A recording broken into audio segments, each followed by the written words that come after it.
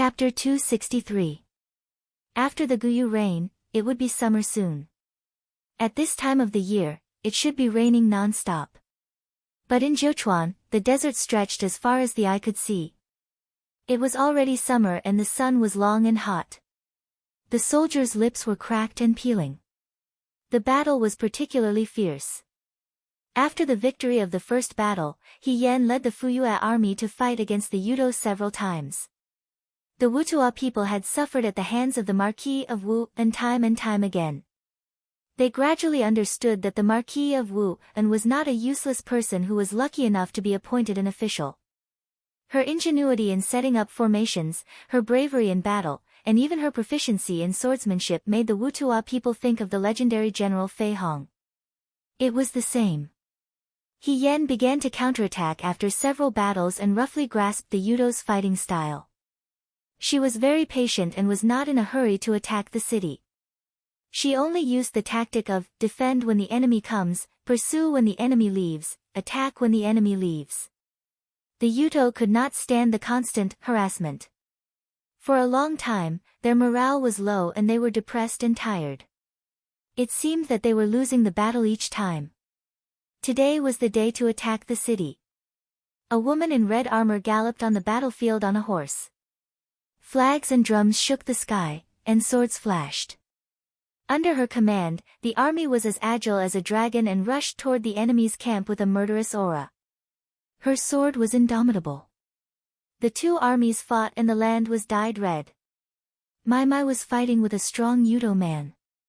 Although he was young and strong, he was not as good as Tu in terms of skill. At this moment, he was using all his strength. Suddenly, he kicked the knee of the man in front of him. The man staggered from the kick. Mai took advantage of this opportunity and slit his throat. His opponent fell. He was relieved, but before he could show a happy smile, he was suddenly pushed to the ground and rolled twice. Xiao Mai's heart tightened. He subconsciously raised his head and saw Tu holding him with his back. A black arrow pierced his back, leaving only a bit of the arrow feather exposed. Tu's lips moved, but he only had time to say two words, "Be careful." Another arrow pierced his back. The young man spat out a mouthful of blood. "Run! Big brother," Xiao Mai shouted in grief. On the other side, Wang Ba saw this and rushed toward the two Yudo archers who were lying in ambush. The lively young man who was always smiling was now panicked. Big. Stone strenuously looked at his younger brother in front of him. Two arrows had hit him in the chest. His strength was slowly draining away. The battlefield was so chaotic, and little Wheat was in danger. Then, the light in his eyes went out. Xiao Mai let out a painful cry. Unfortunately, this was a battlefield, and no one noticed his sadness. Death happened at any time and place. Huang Xiong's armor was broken, and there were many wounds on his body and face. He was already very old. He could easily deal with ordinary thieves, but it was a little difficult to deal with these fierce and cunning Yudo. The Yudo in front of him was fighting with him. His hand was cut by a knife, and his flesh was badly mutilated. When he held his knife, he felt a piercing pain. His strength was gradually draining away. Even the golden knife that had accompanied him for many years became extraordinarily heavy, as if it was difficult to wield. The Yudo saw his exhaustion. He laughed and said, "No, this big guy can't take it anymore." Probably because of his majestic appearance and the conspicuous golden knife, the Yudo paid attention to him and shouted, "This knife is mine." Huang Xiong said in a low voice, "In your dreams." He held the big knife in his hand and chopped at the edge of the opponent's knife. At this moment, he suddenly felt a chill on his back. A long knife penetrated his chest from his back, and he staggered. The Yudo behind him laughed presumptuously. However, halfway through his laughter, the bear-like man shouted and suddenly turned around. Ignoring the wounds on his body, he raised the big knife in his hand and instantly cut off the head of the Yudo behind him. The other man's complacent laughter also came to an abrupt end at the moment when a ray of golden light was about to take his life. The armor on his body was completely pierced by the tip of the knife. He held the handle and pulled it out. The moment he pulled it out, he finally couldn't hold on and fell to the ground. In his hand, he was still holding the golden knife tightly. For so many years, he had been homeless because of this knife, but it was also this knife that accompanied him for thousands of miles to kill his enemies. He was now alone in this world, and he had no attachments. Before he died, he only had this close friend who had accompanied him for many years to accompany him. But, the strong man looked at the sky. The prayer beads on his chest were warm and dark. In a trance, he saw his mother gently praying in front of the temple for her son to return soon. His sisters were preparing hot dishes. His elder brother was in the courtyard asking his nephew about the homework he had just learned today. It was so peaceful, so comfortable. He closed his eyes in peace, and his expression was unprecedentedly peaceful. The Langzi had been wandering outside for so long, and now, he could finally return home. The city was broken. Their armor and soldiers were withdrawn, and their bones were exposed in the wilderness. The soldiers cheered for this hard-won victory. Everyone who survived had a happy smile on their face. The woman in the lead was in high spirits, and she didn't look tired at all. She was always like this, as if she never had a weak side. It was because of her that the morale of the Fuyue army was rising day by day. Yuto was beaten to the point of abandoning the city and escaping. At this point, Zhochuan was finally retaken by De Wei. He Yan's face still had traces of blood that he hadn't had time to wipe off. Just as he was about to go and count the spoils of war, he saw Wang Ba walk towards him with a serious expression. The smile at the corner of his lips immediately disappeared. "Come and take a look," he said. In the past few days of war, people constantly died. The men from the Liang province guard finally realized that this time was different from the previous times. The war made them grow quickly, and made them quiet, determined, and calm. Wang Ba was no longer the person who would shout and shout. These days, he was much quieter. He Yan followed him forward. The soldiers who died in battle could only be buried on the spot. The soldiers who survived were checked one by one to see if they had any keepsakes on them. If they could find them, they would return to Shuajing and give them to their families. Before the soldiers here went to battle, most of them had a letter on them. If they were unfortunate enough to die in battle, their comrades would bring the letter back to their families. He Yan saw Shi Tu and Huang Xiong. She understood a long time ago that when people went onto the battlefield, they couldn't decide whether they lived or died. The moment they put on their armor, they were prepared to give up their lives. The people who survived to the end were the least fortunate. They couldn't help but see their comrades leave one by one. First, it was Hong Shan. Now, it was Shi Tu and Huang Xiong. Shi Tu had died from an arrow. The arrow had been pulled out, and the clothes on his chest had been dyed red. Huang Xiong had died from a blade. Rumor had it that in the end, he had perished together with Tu Yuto. When they finally found him, he was still tightly gripping the blade in his hand.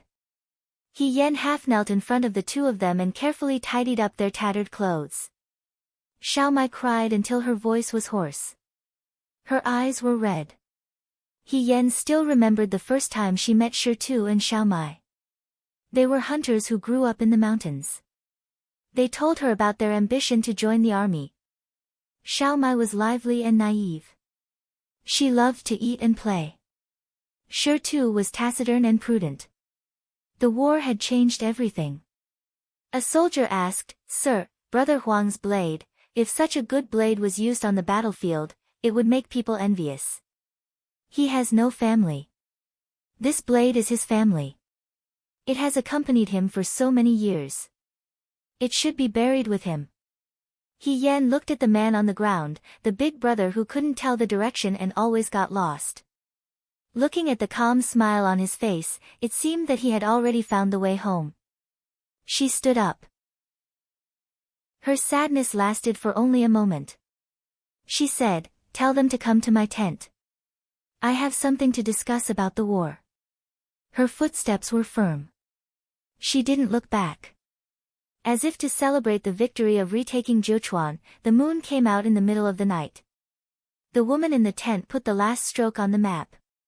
She rubbed her eyes, stood up, and walked out. She climbed up the city gate tower and looked into the distance. Outside the city, there was a vast expanse of yellow sand. In the distance, the beacon fire shone on the flat ground.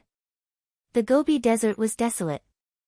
The white city gate tower here was like a lonely boat in the deep sea. A crescent moon hung in the night sky, illuminating the desolate night. She sat down on the ground. Her stomach made a soft sound. She realized that she hadn't eaten anything since the end of the war. He Yen was startled when a dry biscuit was handed to her. Jiang Jiao walked over from behind and sat down beside her. He said, "I knew you probably didn't eat, so I saved it for you." He Yen smiled. "Thank you." She took a bite of the dry biscuit. The coarse grain entered her stomach, bringing her true satisfaction. Jiang Jiao handed her a bottle of water. She raised her head and drank a big mouthful. Her posture was cheerful. There were still traces of mud and blood on her face. She looked particularly haggard. Only her eyes were still as bright as the stars. He suddenly felt a little emotional. In the Fuyue army, everyone said that He Yen was born brave. She commanded troops like a god and never felt tired. Even the men needed to rest after such a big battle. However, since she left the battlefield, she had been counting the results of the war, arranging and commanding the next pursuit, and reanalyzing the enemy's situation. Until now, she hadn't changed her clothes or eaten any dry food. Only now, on the city gate tower, when she sat on the ground, did she reveal a little of her own exhaustion. He heard He Yan's voice. "How is Xiaomai?" "Not so good. Wang Ba has been accompanying her." Jiang Jiao's voice lowered. Half of the Liangzhou guards had left. As for who would be the next to leave, and who would be able to walk to the end and return to Shuajing alive, no one could say for sure. He Yen raised her head and drank a mouthful of water. Her voice was still calm. "We have to make him come out quickly." These words were cruel, but Jiang Jiao understood that this was a battlefield. On the battlefield, there was no time for sorrow. He Yen didn't cry, but that didn't mean she wasn't sad. After all, she was a woman. Staying here alone and watching the people around her leave one by one should be very powerless. "Brother He," Jiang Jiao asked. "Do you miss the commander?" He was answered with silence. After a while, He Yen raised her head and looked far away from the city gate tower. In the desolate desert, only the silver-white crescent moon quietly hung in the night sky. "No." She raised the corner of her mouth slightly. It was as if she saw another person through the crescent moon. "I know, he's here." The sound of crows came from afar. The cold night wind blew the torches like stars. The young female general stood up and patted the shoulder of the person beside her. "Let's go back early. There's still a tough battle to fight tomorrow." She turned and left. Ji region had been raining for days. The rainwater washed away the mud and blood on the ground. If not for the scattered weapons and corpses, Bing wouldn't be able to tell that there had just been a fierce battle. In the tent, a man dressed in hemp clothes looked at the general sitting in the tent. He was shocked and angry. "Yan Nangguang, you don't want to live anymore." His last white robe was not spared from the fate of being cut into strips of cloth. From then on, he wore the hemp clothes of a commoner and walked through the Yan family army camp. Today, the Lin family young master no longer had his elegant demeanor. 20 hours a day, 20 hours a day, his face was dirty and his hands were stained with blood. The battle was getting more and more tense by the day. There were more and more injured soldiers. There were not enough military doctors. And he was the most powerful one here. He was also the one who made people feel at ease. But today, only Lin Shuanghan knew how uneasy he was. He did not pay any attention to him. He only frowned as he counted the results of last night's battle. Last night, the Yan army had defeated the Wutua people. They had killed 10,000 enemies and seized over 1,000 horses. This was a good thing worthy of celebration. Yan Nangguang, did you hear what I said? Lin Shuanghe said anxiously. I heard you. Yan He replied impatiently. Then do you know that you are in danger now? Lin Shuanghe lowered his voice. You will lose your life. That day, Yan He acted and saved the father of 2 children from the hands of the Wutua people. However, he was injured by the Wutua people who had secretly shot him. Although his vital organs were not injured, only his arm was pierced. However, the other party had originally come for him, and the arrow was smeared with poison. Lin Shuanghe could not detoxify the poison. On the battlefield, there were no herbs for him to slowly develop an antidote. The poison was spreading day by day. If he did not find an antidote soon, Yan He would die. But he had been killing and fighting for the past few days. The poison on his wound had spread faster and deeper. It made Lin Shuanghe's heart jump. If Yan He could temporarily put aside the battle, the poison would spread slower and he might be able to last longer. But now, if this continued, maybe, he would not be able to wait until he returned to Shuajing. Have you developed an antidote? Yan He frowned and asked. Lin Shuanghe was startled. He replied dejectedly, no. Since you are going to die, why do you care so much? Yan He said disapprovingly. He did not seem to care at all. It was as if he was talking about someone else's life. He did not even feel worried. Lin Shuanghe asked, do you really want to continue like this? Lin Shuanghe, this is a battlefield. Yan He's voice was solemn. Recently, we have been receiving good news. The Yudo's morale has been greatly damaged. If this continues, we will be able to take back Ji County very soon. At this time, we have to strike while the iron is hot. If we don't take them down when their morale is at its peak, it will be difficult to wait for such an opportunity in the future. On the battlefield, there is no time to rest. Lin Shuanghe closed his eyes. He knew that Yan He was right. What he said was the truth. However, as a medical practitioner, he knew that if this continued, there might be a slim chance of survival, but it would become impossible. You have to know. He spoke with difficulty. If you continue like this and don't rest, at most, 3 months. 3 months. Yan He said, then we will finish this battle within 3 months. Until now, he was still thinking about the outcome of this battle. Lin Shuanghe could not help but say, even if you don't care, don't you think about Qingxiu? Yan Nangguang, your child is still waiting for you to return. Yan He's fingers trembled slightly, but his expression remained normal. He said nonchalantly, since you know, then hurry up and create an antidote for me. Otherwise, what's the use of having you here? Since you are a godly doctor, do you only know how to treat women and not men? If it was any other time, Lin Shuanghe would have stepped forward to argue with someone who questioned his medical skills. But now, he only looked at Yan He. He suddenly understood that even if this person knew that he only had 1 day to live, he would use this last day to be a good commander. On the battlefield, he was not Xia Qingxiu's husband, nor was he Yan Muxia's father. He was the leader of the Yan army, the general of Dawei. That was all. I understand. Lin Shuanghe looked at him deeply. I will do my best. He turned and walked out. In front of the table, Yan He raised his eyes and looked at Lin Shuanghe's back. Suddenly, he vomited a ball of black blood. The poison would not only cause him to lose his life, it would also cause him to suffer. But this could not be revealed in front of others. The Yan army needed a backbone. Before they won this battle, he could never fall. Yan He casually pulled a cloth from the side and wiped the blood from the corner of his mouth. His painful expression disappeared and his gaze landed on the defensive map in front of him again. 3 months, he had to end this battle quickly. In the academy, on the green lotus leaves in the pond, pink buds started to appear.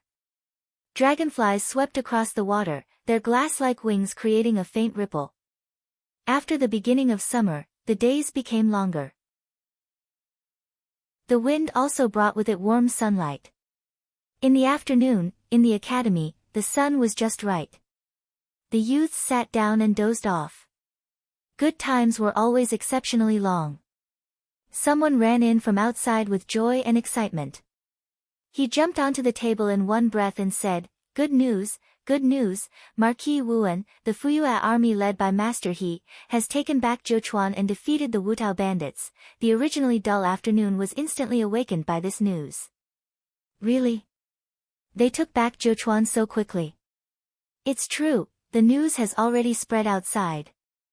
I just came back from outside. That Marquis Wuan is very powerful. The four great generals sent out their troops separately, but the Fuyue army led by a woman was the first to take down a city. So what if she is a woman? Wasn't the original leader of the Fuyue army, General Fei Hong, also a woman? I think Marquis Wuan is also a heroine. Who knows, maybe when she returns to the capital, the emperor will give her a high-ranking official. In the future, she will be the Wuan general. In the corner of the academy, the youth who was sitting there was stunned. When he heard this news, he still couldn't believe it. He Yan won. He took back Zhechuan. Just as he was thinking, a group of people suddenly surrounded him. He Yunsheng, your sister is so powerful. She achieved merit so quickly. I think your He family will only soar up in the future. Hey, brother He, from today onwards, we are good brothers. When you become successful in the future, don't forget to help this little brother. Bah! All of you were talking behind Master He's back. All of you are relying on military governor Xiao and don't have any ability. Now, all of you are slapping your faces. That Master He went to Zhechuan by himself, but he was able to send back the news before Generals Yan, military governor Xiao, and Hui general. It can be seen that he is truly capable. Yes, he is truly capable. I have eyes but failed to recognize Mount Tai. Brother Yunsheng, He Yunsheng was surrounded by people, but he wasn't blinded by the enthusiastic compliments of his classmates. There was only one thought in his mind. He Yan won, and she was safe. The youth slightly turned his head, and the corners of his mouth couldn't help but curl up. In his heart, he thought, at least she kept her promise this time. The pomegranate tree in Xiao Mansion became the best place to hide from the sun during summer. The yellow dog was lying under the tree, lazily squinting its eyes. Qing Mei added water to its water tank and wiped the sweat from its forehead. Just as she was about to return to her room, a shadow suddenly jumped in from outside and said cheerfully, Sister Qing Mei, Sister Qing Mei. Qing Mei was startled. When she saw Bai Guo running over like a gust of wind, she hurriedly supported her. What's the matter? Why are you so happy? I just went outside and heard the people outside saying that second young madam won the battle and led the Fuyue army to take back Zhechuan. Qing Mei, second young madam has done a great deed. Air Mao was also infected by Bai Guo's excitement. He jumped up and ran 2 circles around Bai Guo. Bai Rongwei was supported by a maidservant as she walked over. She couldn't hide the surprise in her voice. Really? It's true. Bai Guo happily said, they say that second young madam is very powerful. Although it's the first time she led an army alone, she has won many battles and took back Zhechuan so quickly. This servant heard that when second young madam comes back, the emperor will definitely reward her handsomely. Who knows, maybe we'll have another general in our mansion. Bai Rongwei was amused by her words and said angrily, you really know how to talk. She then shook her head and smiled. The reward for the meritorious service is not important. As long as he is safe, everyone will be happy. Her lower abdomen was gradually bulging, but because of the war at the border, Xiao Ruby was also very busy every day. When Bai Rongwei was alone, she couldn't help but worry about Xiao Ju and He Yan. If the two of them were in the same place, it would be fine. They could take care of each other, but they were in opposite directions. Xiao Ju was fine because she was always on the battlefield. The Nan Fu army was also led by Xiao Zhongwu, but He Yan was different. It was her first time leading an army. Not everyone in the Fuyue army was convinced. She was also a woman, so there were many inconveniences. Bai Rongwei's heart was broken. Now, she could finally breathe a sigh of relief. I think it won't be long before Uncle he returns. Bai Rongwei smiled and said, if he knows that he has won a battle, he will be very happy. Ever since He Yan and Xiao Ju left the capital, Bai Rongwei and Xiao Jing went to He Sui's house more frequently. First, the house that Xiao Ju bought for them was close to the Xiao family. It was only a street away, so it was convenient for them to come and go. Second, Bai Rongwei thought that if she, as the sister-in-law, was so worried, He Sui, as the father, would be even more worried. He Yunsheng was also a 17 or 18-year-old youth. In the end, he wasn't as caring as his daughter. Xiao Zhongwu and his wife had passed away early. He Sui was He Yan's father, so he was their father. Therefore, the husband and wife often went to talk to He Sui to relieve his boredom. This in-law was more harmonious than the other families in the capital. Eldest young master will be back soon, Bai Guo chirped. Furen, since today is a happy occasion, this servant will go to the kitchen to make some good dishes. Let's treat it as a celebration. Okay, Bai Rongwei smiled and said, Qing Mei, you should also go to the He family. Tonight, call Uncle He and Yunsheng to eat together. Qing Mei heard this and revealed a big smile. Okay, this servant will go now. In the palace, in the imperial study, Zhaokong Emperor looked at the memorial in front of him and couldn't help but reveal a gratified smile. Since he ascended the throne, this was probably the happiest thing. The chamberlain saw the expression on the emperor's face and said, the Empress Dowager came this morning. Your Majesty is busy with government affairs. It is already late. Zhaokong Emperor stood up and said, Zhen will go see Muhu. In Qinglan Palace, concubine Lan, who should be the Empress Dowager now, was leaning on a soft couch and reading. Although she was already the Empress Dowager, she didn't move out of the palace. Her actions were the same as before. Muhu. Zhaokong Emperor approached and called out. The Empress Dowager put down the scroll in her hand and looked at the person in front of her. She smiled slightly. Your Majesty seems to be in a good mood today. Are you happy because of the victory in Jiuquan? In front of his mother, Emperor Zhaokong finally revealed his true feelings. He smiled and said, of course, I didn't think that the Wu and Marquis would be so valiant. Compared to Yan He, Xiao Huaijin, he was the first to take down a city. Although he originally gave the military power to He Yan, most of it was for the sake of Xiao Ju. As for He Yan's ability, he had only heard about it from others. He didn't know how good she was at leading troops in battle. Now, the news of victory made him feel relieved. This woman was more outstanding than he had imagined. It seems that your Majesty still underestimated her. You didn't think that Marquis Wuan could really gallop on the battlefield. The Empress Dowager understood. Zhaokong Emperor was a little embarrassed. Zhen just didn't expect that there would be a second woman like General Feihong in this world.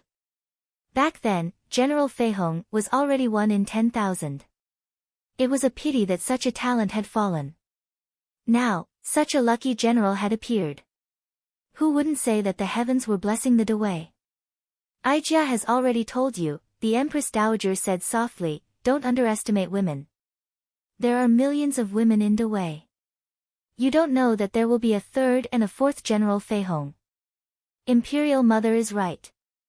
Marquis Wuan is a pure and honest person. Such a good official can only be found by chance. Since your Majesty has met her, you must recruit her. This time, she took back Jiuquan and made a great contribution.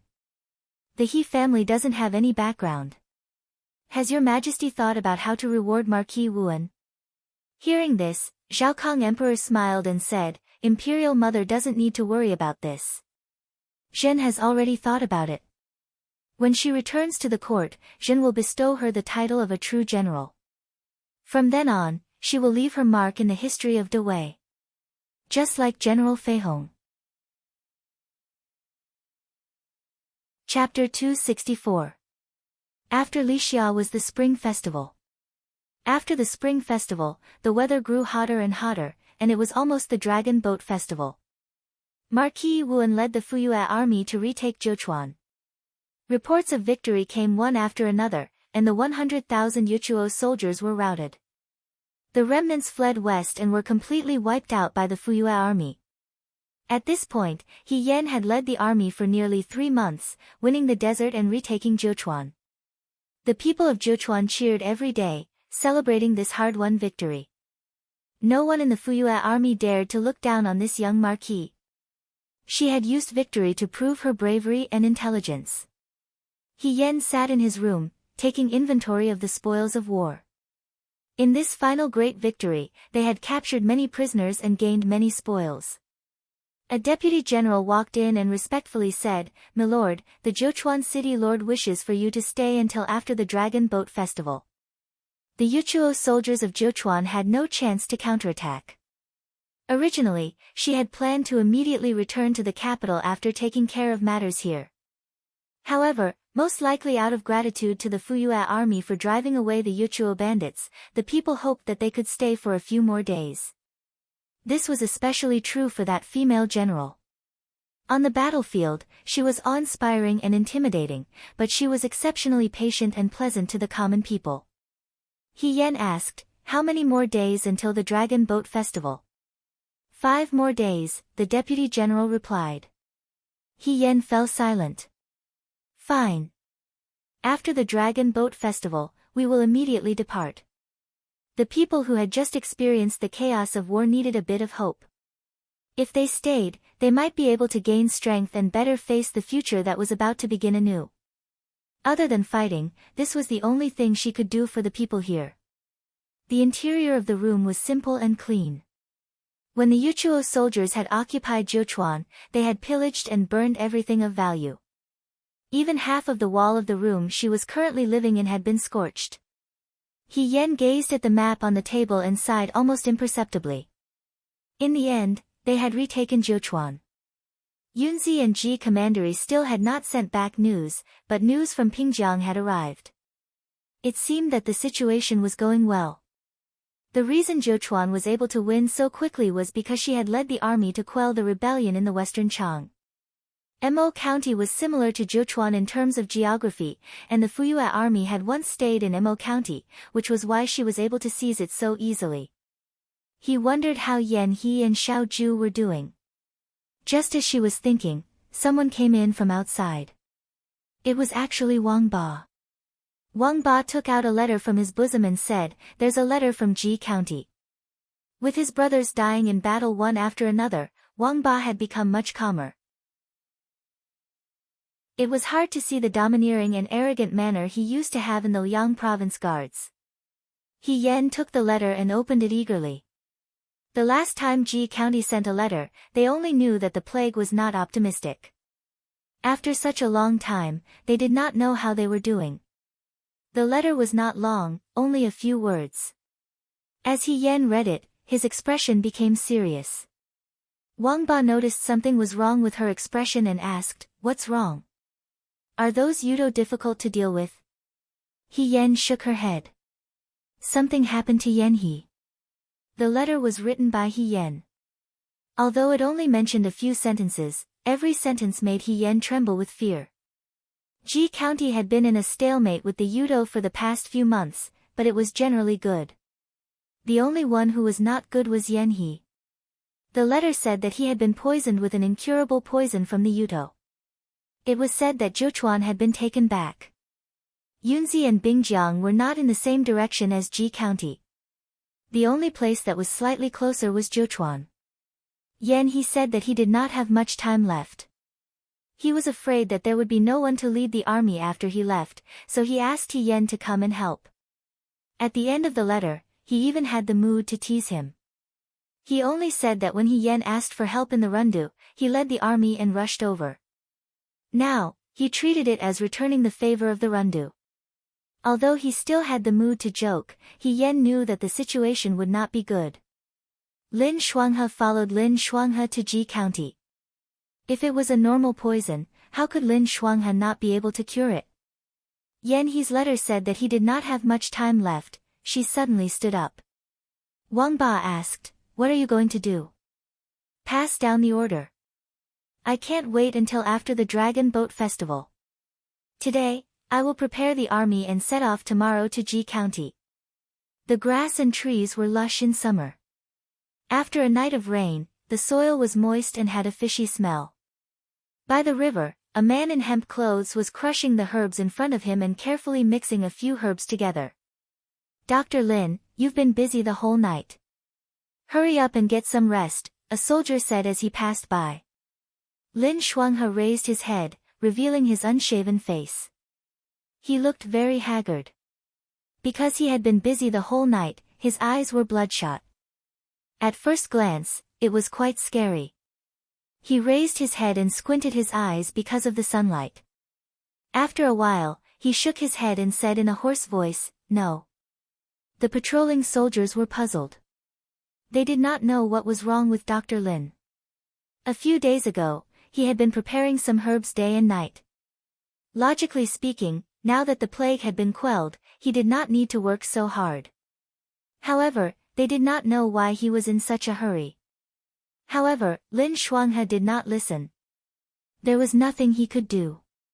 He could only shake his head and leave. Lin Shuanghe lowered his head and looked at the herbs in the jar. Almost 2 months had passed. He did not develop an antidote. What was worse was that Yan He's poison was getting deeper and deeper. He had already started to vomit blood. The herbs he found could only temporarily make Yan He look less haggard. This was to prevent the Yan army from finding out. The poison in the wound had already entered his organs.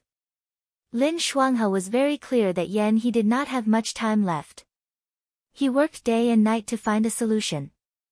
However, no matter how hard he tried, Yan He's poison was useless. He had to admit that he was powerless. It was probably because in the past, although he was the white shirt divine physician, he treated women's medicine. Most of the women's medicine did not have to worry about their lives. In life, the most important thing was life and death. As long as one was alive, there was no despair. But now, he had to watch helplessly as his friend approached death with each passing day. As a doctor, he was at a loss of what to do. Lin Shuanghe lowered his head and pounded the herbs. He muttered, "Faster, faster," the juices of the herbs in the jar splattered everywhere. Some of them splashed onto his face. There was a bitter fragrance. As he pounded, a huge sense of powerlessness and sorrow swept over him. He stopped what he was doing. Suddenly, his eyes turned red. He had never wanted to improve his medical skills as much as he did now. If he improved a little more, he would be able to save Yan He. He would not have to do such trivial things like now. However, the people around him did not know that every time their general fought, he paid the price with his life. Lin Shuanghe stood up and washed his hands by the river. He paused for a while and walked towards Yan He's tent. There was a suppressed cough. The moment Lin Shuanghe opened the tent curtain, he saw Yan He wiping the blood from the corner of his lips. "You!" he screamed in shock. "Lower your voice." Yan He shook his head. "Don't let others see." Lin Shuanghe put down the tent curtain. He took a few steps forward and grabbed Yan He's wrist to check his pulse. Yan He quietly allowed him to do so. After a while, Lin Shuanghe put down his hand. His lips trembled as he looked at him. Yan He asked, "How much longer do I have?" Lin Shuanghe did not answer him. "Looks like it's within these few days." Yan He smiled. There was some unwillingness in his smile, but it also seemed like he was relieved.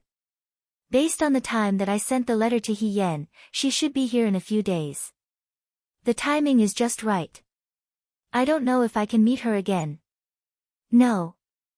Lin Shuanghe instinctively said, "I can still make the antidote. Wait for me, I can definitely do it. Moreover, those Yudo must have the antidote. As long as we find them, we will definitely get the antidote. You are still as stupid as before. Even if you have never fought in a war, you should have some brains." Yan He said disdainfully, those Yudos saw me being shot by the arrow with their own eyes. It was not easy for them to get rid of me. Why would they hand over the antidote? Believe it or not, even if I catch their general now and use their general's life to exchange for the antidote, they will not hand over the antidote. There is only one possibility. If I am willing to surrender and be controlled by them, I may be lucky enough to keep my life. However, the men of the Yen family will not do such a thing. A general of the Guide army. Yen, he smiled. Even if they lose this war, they will not suffer any losses. And you? Yen, he frowned and looked at him. If you can make the antidote, would you wait until now? Forget it, you are just a doctor, not the king of hell. How can you decide a person's life and death? You don't have to think too highly of yourself. You should just keep your lowly life and wait for Marquis Wuan to come and save it. Lin Shuanghe's expression was pained. Although he and Yen he used to quarrel and dislike each other, they were still classmates who grew up together. Although he hated Yen he for being arrogant and aggressive, and Yen he also looked down on him for being ignorant and incompetent, after so many years, they could still be considered as friends. You don't have to look so sad. Yen he looked at his expression, as if he was disgusted. As doctors, aren't you used to seeing life and death? Why are you not as open-minded as me? Why are you feeling so sad? After a few decades, you still have to come down and accompany me. I will go and find that cross-dressing classmate to spar. Why was he still thinking about sparring at this time? Lin Shuanghe could not help but laugh. After laughing, he felt even sadder. After a moment of silence, he asked, have you ever thought about what will happen to Madame and Muxia in the future? Yen he's originally carefree expression suddenly froze. He thought of the woman who always smiled gently and looked forward to him before she left. She was so considerate. After knowing about his news, she would probably cry, she would probably be very sad. Yen he suddenly became sad too. It was as if there was a lump of wet cotton in his chest, making him feel suffocated and depressed. After a long time, he slowly opened his mouth. Before I left, I promised Qingxiu that I would try my best to go back and see Muxia. However, it seems that I have to go back on my words. He lowered his head and laughed self-mockingly. Qingxiu hates people who go back on their words. If I don't go back, she will probably be angry. Lin Shuanghe, if you go back and see her, please tell her that I didn't do it on purpose. I have a bad temper. On the surface, everyone respects me, but I know that in reality, they don't like me. Just like you, Xiao Huijin, and He Yen. I am not good as a friend, but I am good as a husband. I originally wanted to continue working hard and be the best father in Shua City, but... His voice was very low. There is no more chance. Lin Shuanghe wanted to say something, but when he opened his mouth, he did not know what to say. I originally thought that if Qingxiu gave birth to a daughter, she would be called Muxia. If it was a son, he would be called Liangjiang. But now that I think about it, if it was a son, he could also be called Muxia. I originally wanted to watch her grow up with my own eyes. When she is older, I will teach her that a good general does not fear death and a martyr does not destroy his integrity to survive. There is no other way now, but I feel that there is nothing better than this to teach her.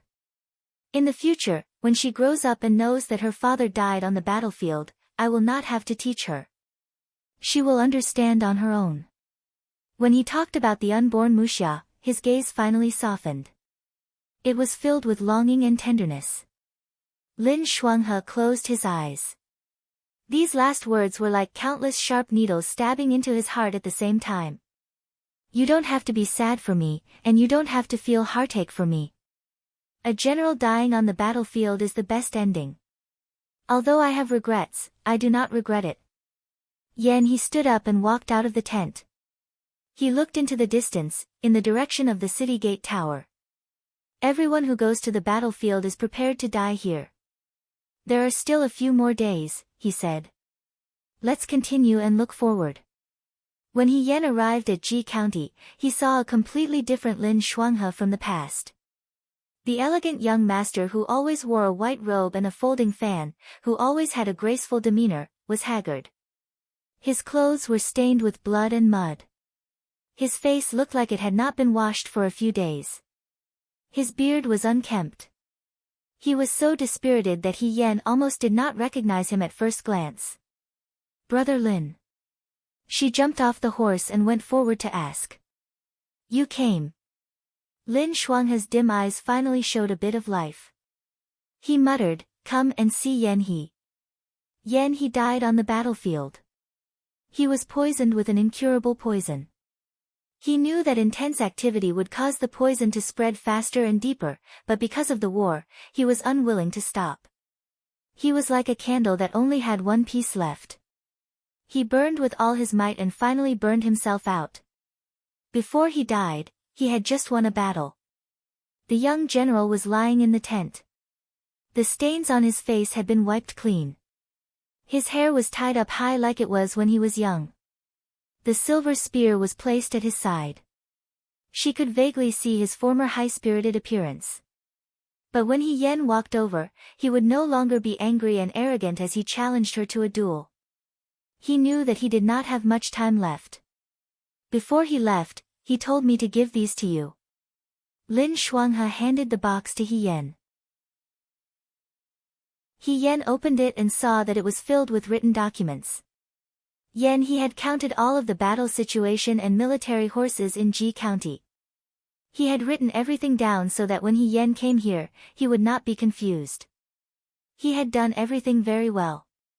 Even at the last moment of his life, he was still thinking about this battle. "How is Ji County?" Yen asked. Lin Shuanghe shook his head. His voice was low. After Yen He left, the morale of the Yen army was in chaos. The Yuto took this opportunity to attack twice. Without Yen He, the Yen army was like a pile of scattered sand. Yen said, it was not the Yen army's fault. Ji County's location was easy to defend and hard to attack. They had the advantage. If Yen He wanted to attack, it was already very difficult. Also, he used such a despicable method. Then now, I want to see the Deputy General of the Yen Army now. We will discuss this. Yen replied. Lin Shuanghe nodded silently. Yen turned to leave. Suddenly, he thought of something. He stopped and turned back to look at Lin Shuanghe. "Brother Lin," her voice was calm and her gaze seemed to have the power to soothe people's hearts. "It was not your fault that you did not save Yen He." With one sentence, Lin Shuanghe finally had an outlet to vent the self-blame and guilt that he had been feeling for the past few days. "No," his voice was trembling. For the first time, he showed a weak expression in front of Yen. "I did not find the antidote." After Yen He left, his subordinates finally got to know that Yen He was poisoned. They blamed him for not being able to find the antidote even though he was the so-called godly doctor and couldn't save their general. Countless accusations and curses constantly filled his ears. Even Lin Shuanghe would wake up from nightmares at night. The woman in red armor looked at him and said gently, "You are a doctor, not a god. You can only save people. You cannot decide life and death. Yen He was poisoned by Yuto. If you want to avenge him, you have to win this battle. You have to pull yourself together, Dr. Lin." She changed the way she addressed him. "I need your help. Ji County needs you." In the tent, Yen He's deputy general, Chen Cheng, blurted out, "What did you say?" "Surrender." "It's a fake surrender." Yen said, "Since Yuto already knows that General Yen is not here, the Yen army is like a group of dragons without a leader. These few days, they will definitely take advantage of the victory to attack. Instead of being restrained by them, it is better to pretend to surrender. After our people enter the city, the Fuyue army and Yen army will hold the rear and take advantage of the chaos to break through the city gates. When General Yen is here, we have always faced the Yuto head-on. The Yen army will never surrender, even if it is a fake." Chen Cheng refuted immediately. Yen was not angry. He only looked at him calmly. You have stayed here for so long and should be very clear about the terrain of Ji County. If you do not break through the city gates and continue to camp outside the city, you will only be wasting your energy. Yen, he led you to face the Yuto head-on and won many times. You killed many Yuto, but what happened in the end? What happened in the end? Ji County City is still occupied by the Yuto. If you cannot enter the city, you cannot win this battle. What do you know? Chen Cheng was agitated. You do not understand Generals Yen at all. You and that Lin Shuanghe are in cahoots. You are just a figurehead. You will only make things worse. Yan He's death was a painful blow to the Yen army. They hated Lin Shuanghe for not telling the truth earlier. However, they knew nothing about Yan He's efforts. He Yan's eyes turned cold. The deputy general of the Fuyue army beside him reprimanded, "What figurehead? Sir, he just led his troops to reclaim Zhechuan and won the battle. What right do you have to look down on him?" The Yen army had never seen He Yan's abilities on the battlefield. However, the Fuyue army had seen it clearly. If He Yan was just a figurehead, then there were not many generals in Dawei who could live up to their name. "I am not discussing with you," He Yan said coldly. "I am giving you an order. If you do not listen and disobey my orders, what will happen to you?" She pulled out the long sword at her waist. The light of the sword was as cold as ice. "You can try." "You." Chen Cheng gritted his teeth. "You are leading the Fuyue army, not the Yen army. The leader of the Yen army is only the general's Yen. What right do you have to order us around?" "Because your general gave me the commander's seal. Because your general personally asked me to lead your troops." She waved her hand and the commander's seal appeared in everyone's eyes. Now, the woman's eyes were clear and calm. "Do you have any objections?" With the commander's seal in hand, she could command the Yen army. Even if Chen Cheng was extremely unwilling, he could not say anything now. He gritted his teeth and said, "No. I know you are not convinced," He Yan said. "So I will personally lead the vanguard troops who pretended to surrender." Chen Cheng was stunned. The troops that entered the city first were undoubtedly in the most danger. They were like sheep in a tiger's den. Dawei's troops were all outside the city. They were surrounded by Yudo troops. If the Yudo suddenly changed their minds and killed them, their troops would be sent to their deaths. "Are you sure?" Chen Cheng asked suspiciously. He Yan glanced at him. For some reason, Chen Cheng felt his face heat up. The woman's voice was calm and calm. "Leading the troops is something that every general will do. It is not just your general's Yen. Also," she said, "Dr. Lin was also following your general's orders. If you want to push all the blame onto a doctor and ignore the Wutua people who really killed your general, then I have nothing to say. It's just that," her voice carried a hint of mockery, "if your general sees this scene, he will probably be very disappointed in the troops he single-handedly built." Chen Cheng wanted to say something, but the woman ignored him and left the tent. He Yan was stunned when she left the tent. Lin Shuanghe stood outside the tent and looked at her in a daze. It seemed that he had heard everything she said inside. It didn't matter if he heard it. That was what she thought anyway. "Thank you." After a moment of silence, Lin Shuanghe took the initiative to speak. He smiled bitterly.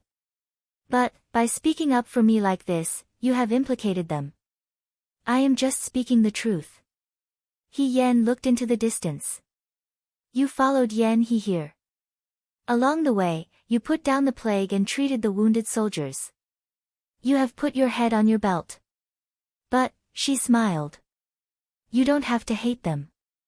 They are just too sad and think wrongly. As time passes, they will understand. I don't hate them." Lin Shuanghe took a deep breath and changed the topic. "I just heard you say that you want to pretend to surrender. The Fuyue army's camp is not close to here. Those Yudo probably haven't noticed our arrival.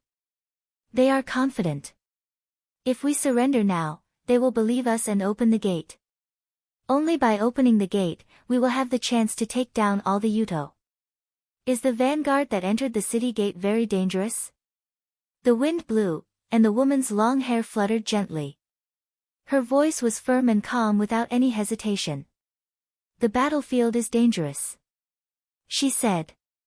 I am not afraid of danger. Chapter 265. On the first day of the 6th month, the tightly shut city gates of Ji County finally opened. 2,000 Dawei soldiers were the first to enter the city and surrender to the Yudo soldiers.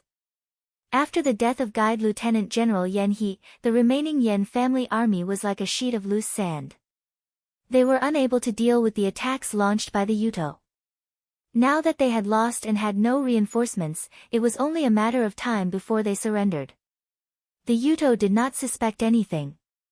The Yudo soldiers on both sides of the city gates all held their blades and mocked the weakness of the Dawei soldiers. He Yen was hiding in the ranks of the Dawei soldiers. Her face was covered in dust and her original appearance could not be seen. She was mixed in with the troops. These 2,000 people were all personally selected by He Yen. The majority of them were from the Fuyue army. There was no other reason. She had not gotten used to the Yen family army yet. The Fuyue army had fought alongside her for a period of time and had a tacit understanding. This time, entering the city would be very dangerous. Nothing could go wrong. After Yen He's death, the only person who had a say in the Yen family army was his lieutenant, Chen Cheng. At the end of the road, Yudo General Sha Ji-tae saw Chen Cheng walk forward and laughed. Dawei is a coward. That's all there is to it. Chen Cheng lowered his head and asked, if my army surrenders to the Yuto, can you let my soldiers live? Of course, of course. Sha Ji-tae was very muscular and mocked, since you have surrendered to the Yuto, from now on, you are the Yuto. We will not attack our own people. Then, Sir Sha Ji-tae, please open the city gates and accept Dawei's surrender, Chen Cheng replied. Sha Ji-tae's eyes flashed, opening the city gates is a small matter. However, the surrendered soldiers must be like you. He pointed at the troops, put down their weapons and tie their hands. That is the only way.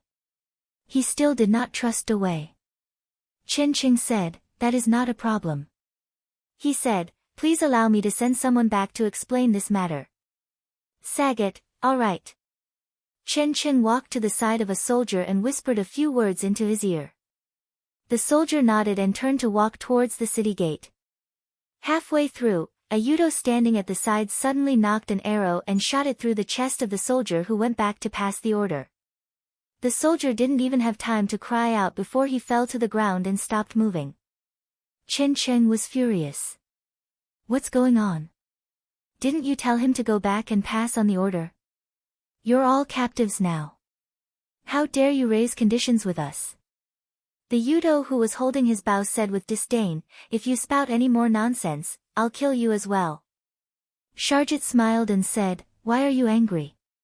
He's just an ordinary soldier. Can't you just send another person? Their attitude was clearly to provoke Dawei's soldiers. He Yen knew that something was wrong. Before he could say anything, a soldier from the Yen family charged towards the Yudo in front of him and shouted, I'd rather die than be humiliated.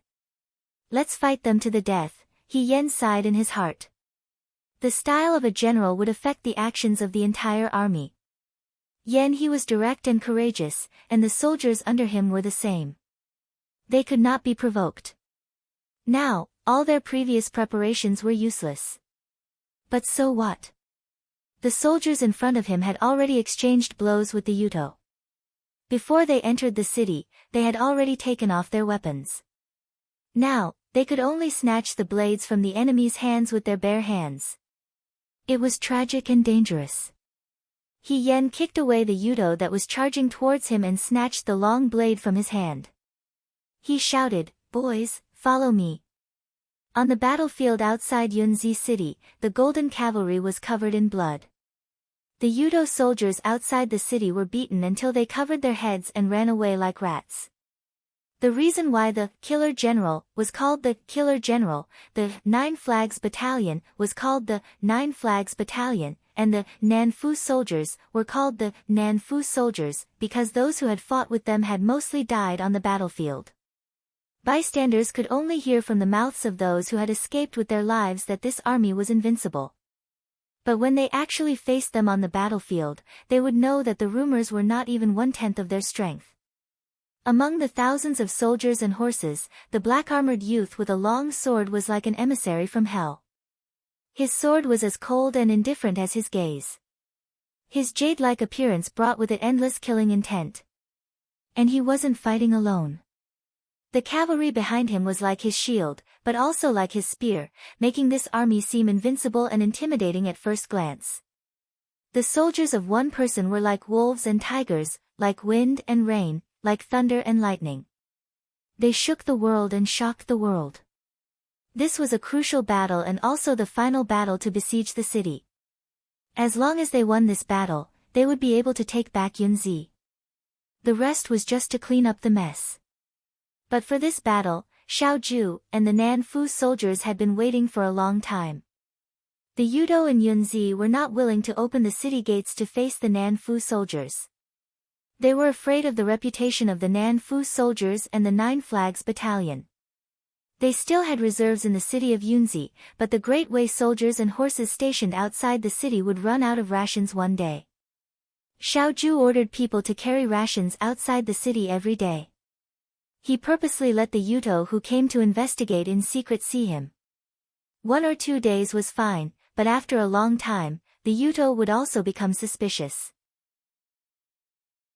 Seeing that the Dawei soldiers had sufficient rations and high morale, they could not help but be alarmed and fearful. But that was not all. Long before coming to Yunzi, Xiaoju had already arranged for a few skilled craftsmen in the South House army to follow them. After arriving at Yunzi, he sent the army and the craftsmen to secretly dig a tunnel that led to Yunzi city. He also ordered people to use crossbows to shoot stone arrows into the city to harass the Yudo. After a long time, the Yuto were on tenterhooks. Even though their leader ordered them not to leave the city, their morale was shaken. The battle of wits between generals was sometimes just a competition of who could keep their cool. Whoever could not keep their cool first would lose. The Yudo that occupied Yunzi fell for Xiaoju's psychological trick. This morning, they went out of the city to fight the Nanfu soldiers. After a long period of preparation, the victory of this battle was a matter of course. Tens of thousands of enemy soldiers were captured, and numerous war horses and weapons were obtained. The remaining small portion of Yudo fled in panic. At this point, the situation in Yunzi was set. It was rare for the Nanfu soldiers to celebrate in the city. From spring to autumn, close to half a year had passed. Although it looked easy, only they knew that the days were tough. Yunzi was near the ocean, and the nights were humid. Many soldiers had red rashes on their bodies, and once night fell, they would feel unbearably itchy. There was also army grain, which was not enough for them to eat. The buckets of white rice that the Yudo saw every day were actually the same buckets. "We can finally go home." A slightly younger Nanfu soldier grinned. "I've spent enough time in Yunzi, so I'm going back to the capital." Chiwu walked past him and wanted to scold him. However, when the words reached his mouth, he did not say anything. Instead, he let out a smile. To be able to go home alive, just hearing about it made one happy. Within the tent, the military doctor was treating the injuries of the main general. The young man's shirt was pulled down to his shoulders, and his chest was wrapped in a thick cloth. Since he was the commander of the right army, he was naturally the target of all the attacks from the Yudo. He was injured in the end. However, the black armor covered his wound, so no one saw him bleeding. Hence, people always thought that General Fengyun would not be injured.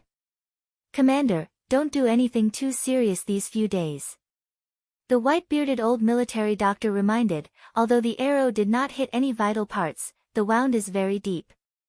It's best to rest for a few days to prevent any problems in the future." Xiao Ju pulled his outer robe over his wound and nodded, "Thank you." Just as the old military doctor left, someone came in. It was Fei Nu. He held a letter in his hand and walked over quickly. He had a rare anxious expression. "Young master, there's a letter from Ji County." Ji County was far away from Yunzi. When the letter was sent, a few days had already passed. The last time they received a letter from Ji County, it was when they learned of Yan He's death. Zhechuan had already received the news that Ji County had lost its main general. He Yan had led the Fuyue army to help. This time, the letter was sent after He Yan had arrived at Ji County. Fei Nu passed the letter to Xiao Ju. His expression was ugly. Although he did not open the letter, he had already heard the news from the person who delivered the letter. It was not good news. Ji County was easy to defend and hard to attack. The Yan army had lost their main general and their morale was not stable. If they did not end the war quickly, it would only be disadvantageous to De Wei. He Yan brought 2,000 soldiers and horses and pretended to surrender to enter the city in an attempt to break through the Yudo's formation. When the city was in chaos, he would take the opportunity to open the city gates and let the Fuyue army and the rest of the Yan army work together to kill the Yudo. There were no problems with the plan. Unfortunately, during the execution of the plan, one of the Yan army soldiers could not resist the provocation of the Yudo and attacked. The plan was disrupted. He Yan led the De Wei soldiers to fight with the Yudo. Although they opened the city gates and won the battle, He Yan was seriously injured and his situation was not good. Xiao Ju stared at the letter in front of him. The letter was written by Lin Shuanghe. The handwriting was very messy. It could be seen that when he wrote the letter, the situation was very urgent. Although the higher-ups did not say how bad the situation was, it was easy to imagine. 2,000 soldiers entered the city. If they attacked first, it would be like a sheep entering a tiger's den. They did not have any weapons and were already at a disadvantage. Furthermore, it was difficult for 2 fists to fight against 4 hands. What was more serious was that although they won the battle, once the Yudo knew that their general was injured, they would definitely counterattack. Lin Shuanghe did not understand the situation of the battle. The letter was also unclear. He did not know what the situation was like. Fei Nu looked at Xiao Ju's expression. Honestly speaking, this letter came at the wrong time. The battle at Yunzi only needed to be wrapped up. This letter would definitely cause Xiao Ju to panic. But Yunzi and Ji County were not in the same direction. Even if they turned around and went to Ji County to help, they would not be able to make it in time. They could only watch helplessly. How difficult was that? "Young master, should we go to Ji County?" "No need." Xiao Ju interrupted him. Fei Nu did not dare to speak. Xiao Ju stood up and walked out of the tent. Outside, the west wind blew against his face. It was almost the beginning of autumn. All the heat in the night had faded away, leaving only the cold air. In the distance, the sea was vast and the sound of the waves was fierce. The clear moon reflected in the clouds and dyed the sea white. The night at the border had always been like this. The sun was cold and the grass was short. The moon was bitter and white. But what was the difference between the moonlight in the desert and the moonlight by the sea? There was a faint pain in his chest. He did not know if it was a wound or something else. He looked up and quietly looked at the cold moon in the sky. A woman's clear voice floated in his ears. "I want you to promise me that if there is news, no matter what it is, do what you have to do. Do not affect the overall situation. Do not stop. Continue to move forward. Continue to move forward." After a while, he retracted his gaze and turned to walk in the direction of the tent. The deputy general went forward and asked hesitantly, "Commander-in-chief, next, after daybreak, head north to clean up the remaining soldiers," he said. The summer heat in Jiang was finally blown away by the autumn wind and rain.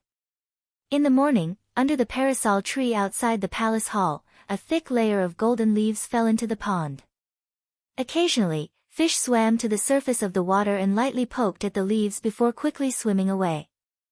Only the ripples created by the fish's tails were left. Mu Hongjin walked into the courtyard. A servant said, "Your Highness, Lord Cui is here." Cui Yuezhi walked in from outside. He had lost a lot of weight over the past few days and looked more energetic than before. When Yudo invaded Dawei's territory, Jiang City's army was not strong. Previously, because of Xiao Ju and He Yan, they won despite being outnumbered. Now, Xiao Ju and He Yan had gone to their respective battlefields. Although Jiang City was safe now, the previous incident was a lesson. After the end of the year, Cui Yuezhi stayed in the training field every day to train Jiang City's army. He wanted to be strong and confident when facing the enemy if they came one day.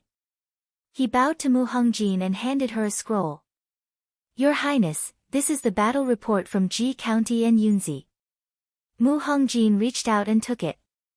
She had also aged a little, but now, she did not let the servant pull out the new white hair on her head every day. Therefore, there were specks of white in her hair. However, she did not care. Mu Xiaolu had gradually grown up, and Jiang City would be handed over to the new princess sooner or later. Everyone would grow old, and growing old shouldn't be such a scary thing. She opened the scroll and looked at the words on it for a long time.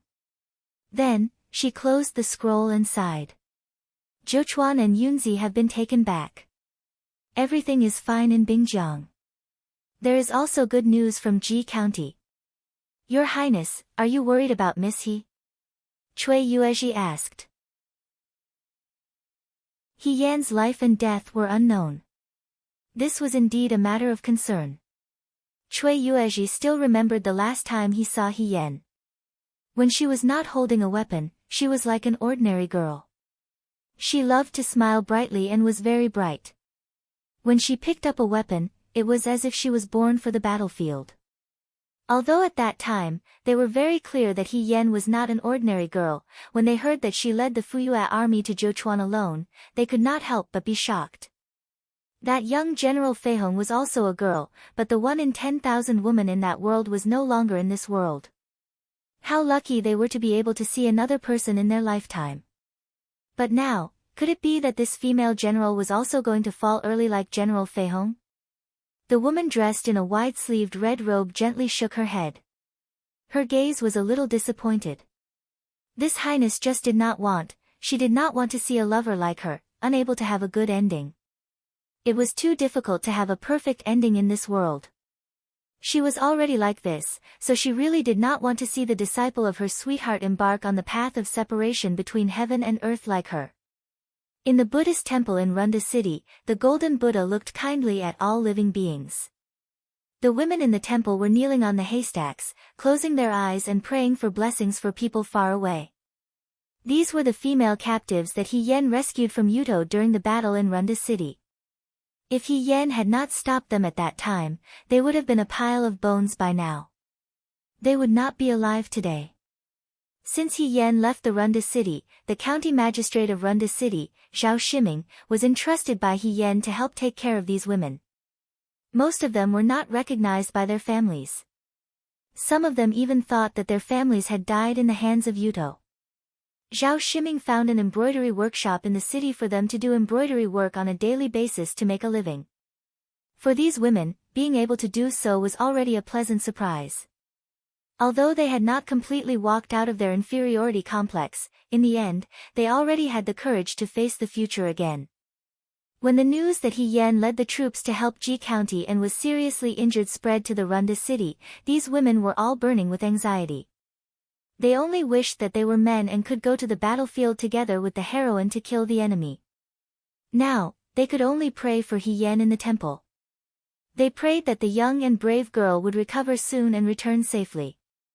Outside the temple, the county magistrate who was dressed in a long robe sighed, "Look, they are so sincere. In their hearts, they really respect Xiao He." Beside him, Li Kuang looked at the women in the temple and did not speak. It had been almost a year since Yi Luo passed away. Even so, sometimes when he spoke or did something, he would subconsciously look for that delicate figure. Countless nights, he would wake up from his dreams. He would always remember that day when Yi Luo looked at him. There was no resentment, only doubt and confusion. He Yan was right. He was indeed wrong. Therefore, from then on, until now, he had spent more time training the Runda city army. The mistake he made could not be made up for. The only thing he could do was to prevent such a mistake from happening again. Lord Li has seen it now. They have survived and are living well, Zhao Shiming said. When He Yan saved these women, everyone thought that she was just wasting her energy. Because women who had been humiliated by the enemy, even if they were lucky enough to survive, they would not be able to fight against the eyes of the world. The criticism and ridicule behind their backs would be the last straw that broke their backs. Leaving this world was their choice sooner or later.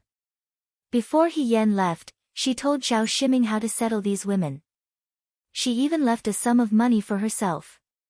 She was sincerely thinking for these women. And now, these women did not let her down. Li Kuang lowered his head and laughed self-deprecatingly. I am not as good as her. How many people in this world can be compared to Xiaohe? Zhao Shiming stroked his beard. I hope that Xiaohe can turn misfortune into fortune in Ji County. If she is here, these women will have a place to belong in their hearts. Zhao Shiming looked at the distant sky. A group of autumn geese flew by. He looked for a while and said in a low voice, I hope so. Chapter 266. A long time had passed. After the spring and the mid-autumn, the wind was getting colder and colder. Winter was coming. Yudo had been completely defeated, and in the next 10 years, it would be impossible for him to have any thoughts about Dawei. Jiuchuan, Ji County, Yunzi, and Bingjiang sent the news back to Shuo, and countless people celebrated. Amidst the excitement and joy, there were also some sad events. For example, the death of Lieutenant General Guide Yan Nongguang in battle. When the news reached Shuo and the Yan family, Yan He's mother fainted on the spot, and his wife, Xia Qingxiu, went into labor early. Probably because she was heartbroken, the labor was extremely dangerous, and even the midwives were helpless. At the moment of life and death, Lin Shuanghe's father, Lin Mu, rushed over with his female disciple and personally helped Xia Qingxiu deliver the baby. Everyone in the Yan family gathered outside the delivery room, and when they heard the weak voice of the woman inside and saw the basin of blood being carried out, they couldn't help but be shocked. Master Yan, who had never believed in Buddhism, went to his ancestral hall and knelt on the ground to pray for the safety of the mother and son.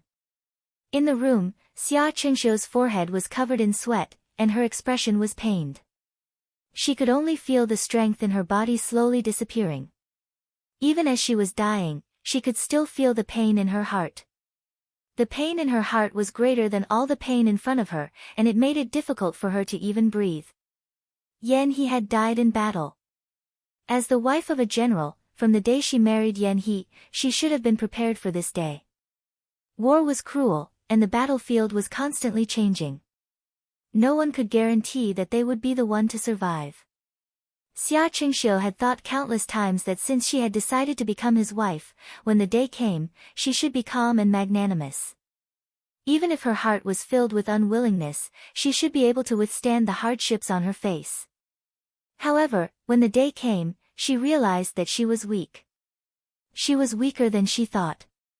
In the eyes of outsiders, that man who was fierce, bad-tempered, and liked to provoke her had never said a harsh word to her. Ever since they got married, Xia Qingxiu was grateful to the heavens. This marriage was indeed a happy one that she had never imagined. However, the good things in the world were not firm, and the colorful clouds scattered easily. It was because it was too perfect that it was so short. While she was in a daze, she seemed to see a familiar figure in front of her. It was Yan He in his silver robe and long spear. He seemed to have returned from the outside and was covered in dust. His eyes were fixed on her and there was a familiar smile on his lips. It was a little proud and a little boastful. Just like in the past, he had returned after winning a battle. Yan He extended a hand towards him. Xia Qingxiu stared at him in a daze, subconsciously wanting to place her hand in his. The female doctor beside her saw her expression and was shocked. She shouted, Madam Yan, hold on, don't fall asleep, don't be discouraged. Then she looked at the curtain and said anxiously, Master, Madam Yen can't hold on. Lin Mu's heart tightened behind the curtain. He couldn't care about anything else and shouted, Madam Yen, think about the child in your belly. Don't you want to see what he looks like? Don't you want to be with him as he grows up? Madam Yen, even if it's for your child, you have to be strong. Child? It was as if a clear hole was torn open in the chaos. Child. Muxia. She suddenly opened her eyes. This was her and Yan He's child. Before Yan He left, he had sincerely apologized to her belly for not being able to stay by her side. He hoped that it would be a young lady, but if it was a young master, he would love it just as much. Just as he had guessed countless times what the child would look like in the future, Xia Qingxiu had also described the child's features many times. If he was a young master, he would look like Yan He, with thick eyebrows, big eyes, and high spirits. If he was a young lady, he would be like her, gentle, delicate, obedient, and cute. She hadn't even seen the child, how could she let go and leave? She couldn't. Xia Qingxiu suddenly sobered up. She couldn't. At least, she couldn't wallow in her sorrow now. She was Yan He's wife, she was also his mother. Wah, a baby's cry sounded in the courtyard of the Yen family. Master Yen, who was praying in the ancestral hall with his hands clasped together, was stunned.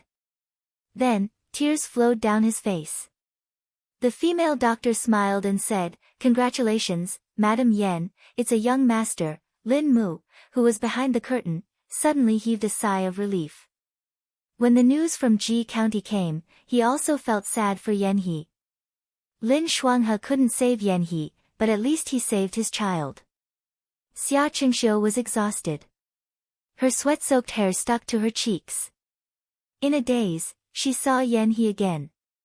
The man smiled warmly, as if he was a little apologetic. He said to her, I'm sorry. Xia Qingxiu's tears gushed out. She reached out and tried to grab the person in front of her, but he smiled. Qingxiu, I'm leaving. Nan Guang, the man turned around and strode forward. His back was elegant and neat. As he walked, his figure completely disappeared from her sight. When Xia Qingxiu gave birth to her son, Xiao Ju returned to the capital with the Nan Fu army. Emperor Zhao Kong was very happy and rewarded her countless times. The courtiers secretly thought that the new emperor wanted to put General Feng Yun in an important position. Now that Su Jingfu was no longer around, the Xiao family in Dawei would rise again in the future.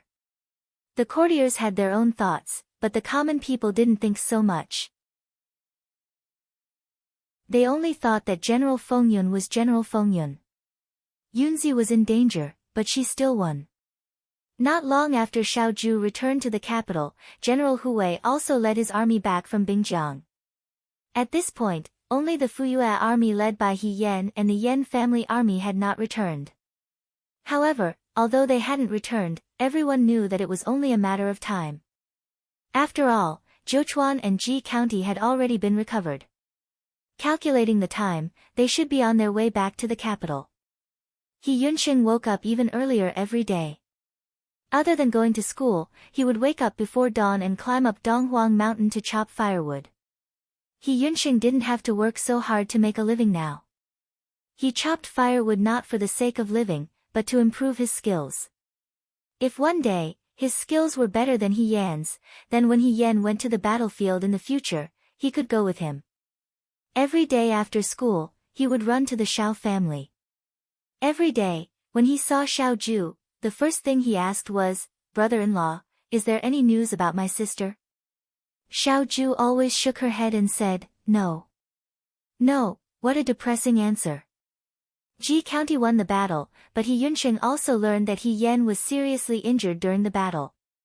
After that, there was no more news. Even if there was a message, it didn't explain He Yan's situation. He Yunxing resisted telling He Sui about this. He Sui was old, and he was afraid that He Sui would be worried every day if she knew about this. However, He Yunxing still hoped for good news every day. Not long after, Bai Rongwei also gave birth to a daughter. Xiao Jing was very happy.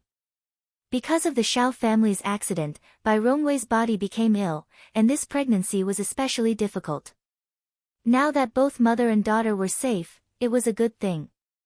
Qingli Su and Song Taotao came to visit Bai Rongwei with many gifts. Xiao family was very popular in Emperor Zhaokang's eyes, and the relatives of the past remembered their old relationship. Qingli Su asked the servants of the Xiao family to take care of the cloth and tonics sent by his mother. He looked around and didn't see Xiao Ju, so he asked Xiao Jing, eldest uncle, is little uncle not in the residence? He hadn't seen Xiao Ju for a long time. Xiao Jing was startled, he should be in the ancestral hall at this time.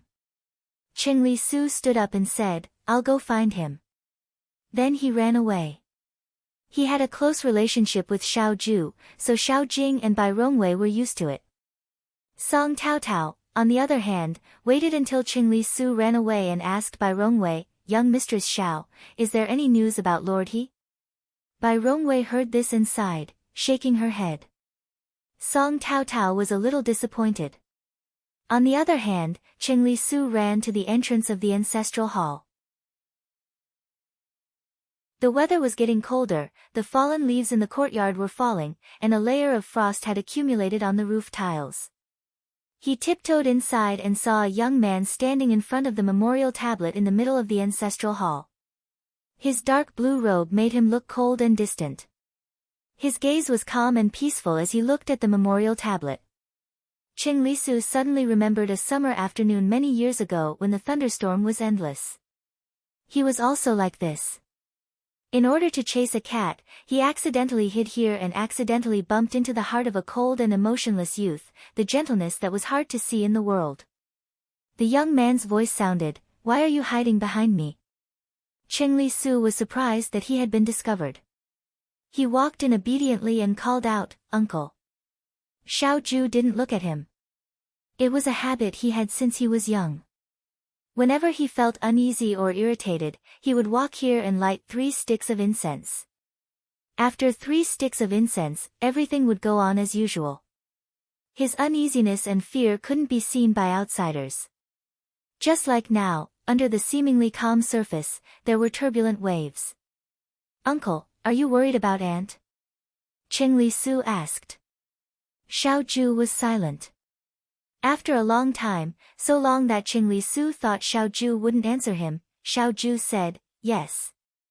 Qingli Su looked at him. I just want her to be safe and sound. Coming out of Bai Rongwei's room, Song Taotao felt a little depressed. She was also worried when she heard about He Yan. Even though she had been secretly distressed for a long time because of the fact that He Yan was a woman, but now, those were all things of the past. In all fairness, even if He Yan was a woman, she actually liked He Yan very much. Death was fair to everyone. That was why the battlefield was so cruel. When one truly realized the cruelty, one would begin to grow up. The biggest worries of a carefree young girl in the past were that her hairpin didn't look good today, and her new lipstick was too dull. Now, she finally understood the feeling of helplessness. Perhaps, she was also beginning to grow up. A young man in green walked towards her. His features were delicate and arrogant, and he was somewhat similar to the cheerful and lively young girl. Song Taotao stopped in her tracks. She remembered this young man. He was He Yan's younger brother. His temperament was completely different from He Yan's, but the determination in his eyes were especially similar. He Yunsheng also saw her. She seemed to be a young lady from a rich family that He Yan met in the Liang province guard. Perhaps she was a guest of the Xiao family. He came to the Xiao family today to inquire about He Yan. Of course, he didn't hear what he wanted. He forgot Song Taotao's name. He only nodded slightly as a greeting and was about to walk past. Hey! Song Taotao instinctively called out to him. He Yunsheng stopped in his tracks and looked up. Miss, is there anything else? Song Taotao pursed her lips and thought for a moment before saying, don't worry. Marquis Wuan will definitely return safely. He Yunsheng was startled, as if he didn't expect her to say this. After a moment of silence, he said to her, "Thank you." Then he turned and left. Song Tao Tao looked at his back. She didn't know if he was looking at the person walking away or at herself. She whispered to herself, "She will definitely return." It was snowing all night. The fruits on the pomegranate tree in front of the window had turned red at some point. They fell on the branches, and the shadow of the tree was like a remnant of red. The little girl, Bai Gua, stood under the tree. Early in the morning, she was drooling as she looked at the biggest and reddest pomegranate on the branches. The second young master's courtyard was cold and cheerless. The most lively thing was this pomegranate tree.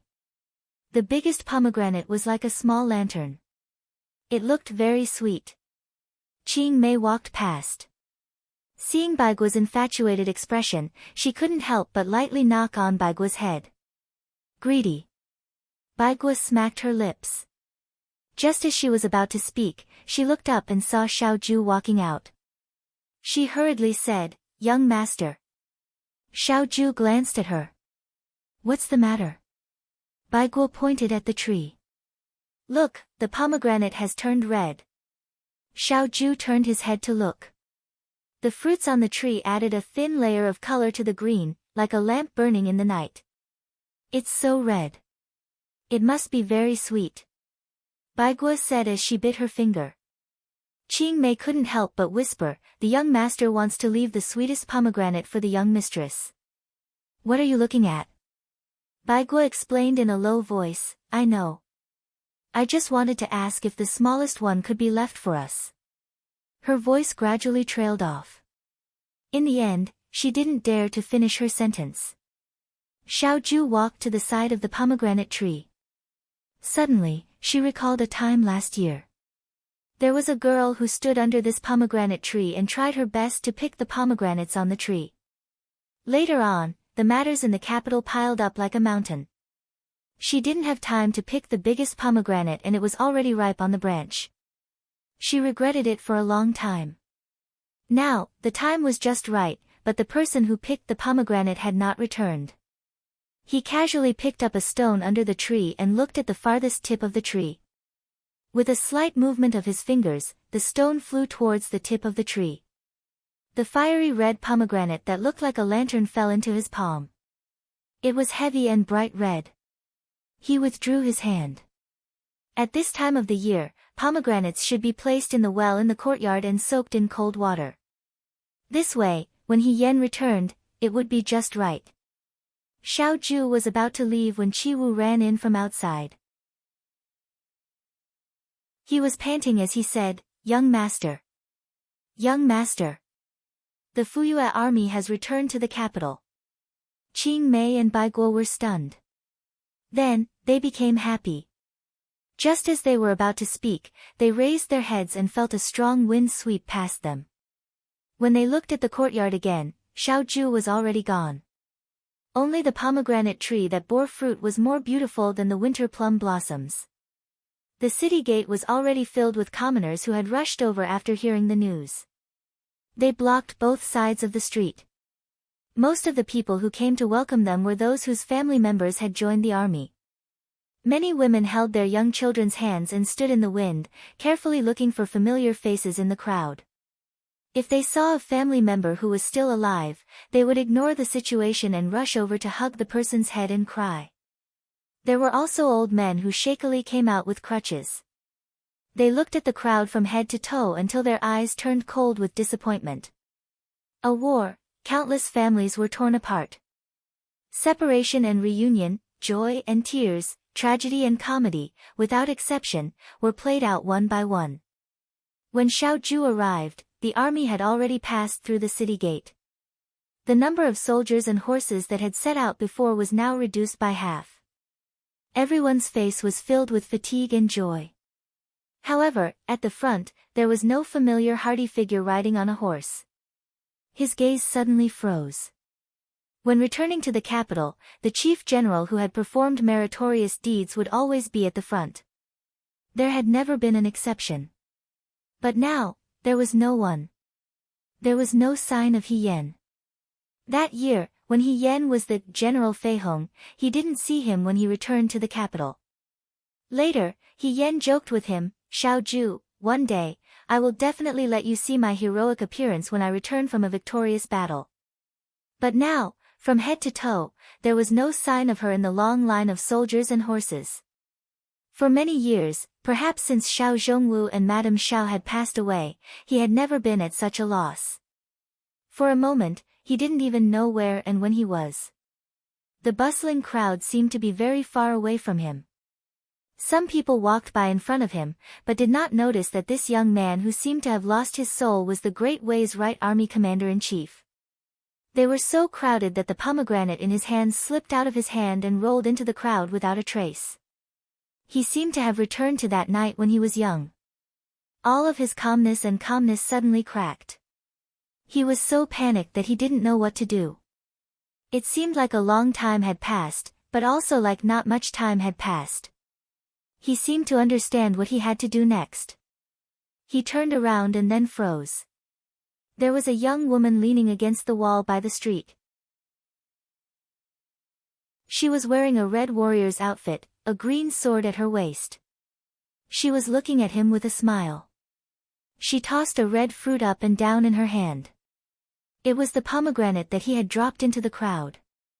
"Hey!" Seeing him look over, she called out in an indecent manner, "Young master over there, my leg is injured and I can't walk forward anymore. Can I trouble you to walk forward a bit?" The young man's gaze passed through the crowd and focused on her for a long time. Then, he walked towards her. Step by step, it was as if he had crossed all of the mountains and seas and finally found his place in the world after a long life. The girl smiled and opened her arms wide, as if asking for a hug. He quickly walked forward and hugged this person tightly in his arms. In that instant, there was silence. Only the two of them in each other's arms became the most long-lasting attachment.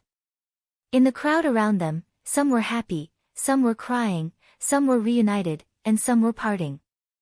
They snuggled up to each other under the bustle of the world. Even if there were thousands of things, they couldn't be said. The young man's brocade clothes were like a painting. He gently patted her head. The warmth of his palm made He Yan's eyes burn. Unknowingly, tears fell. "It's been a long time, Military Governor Xiao," she said softly. In the world of North, South, East, West, birth, and old, it was such a blessing that they could always meet and reunite.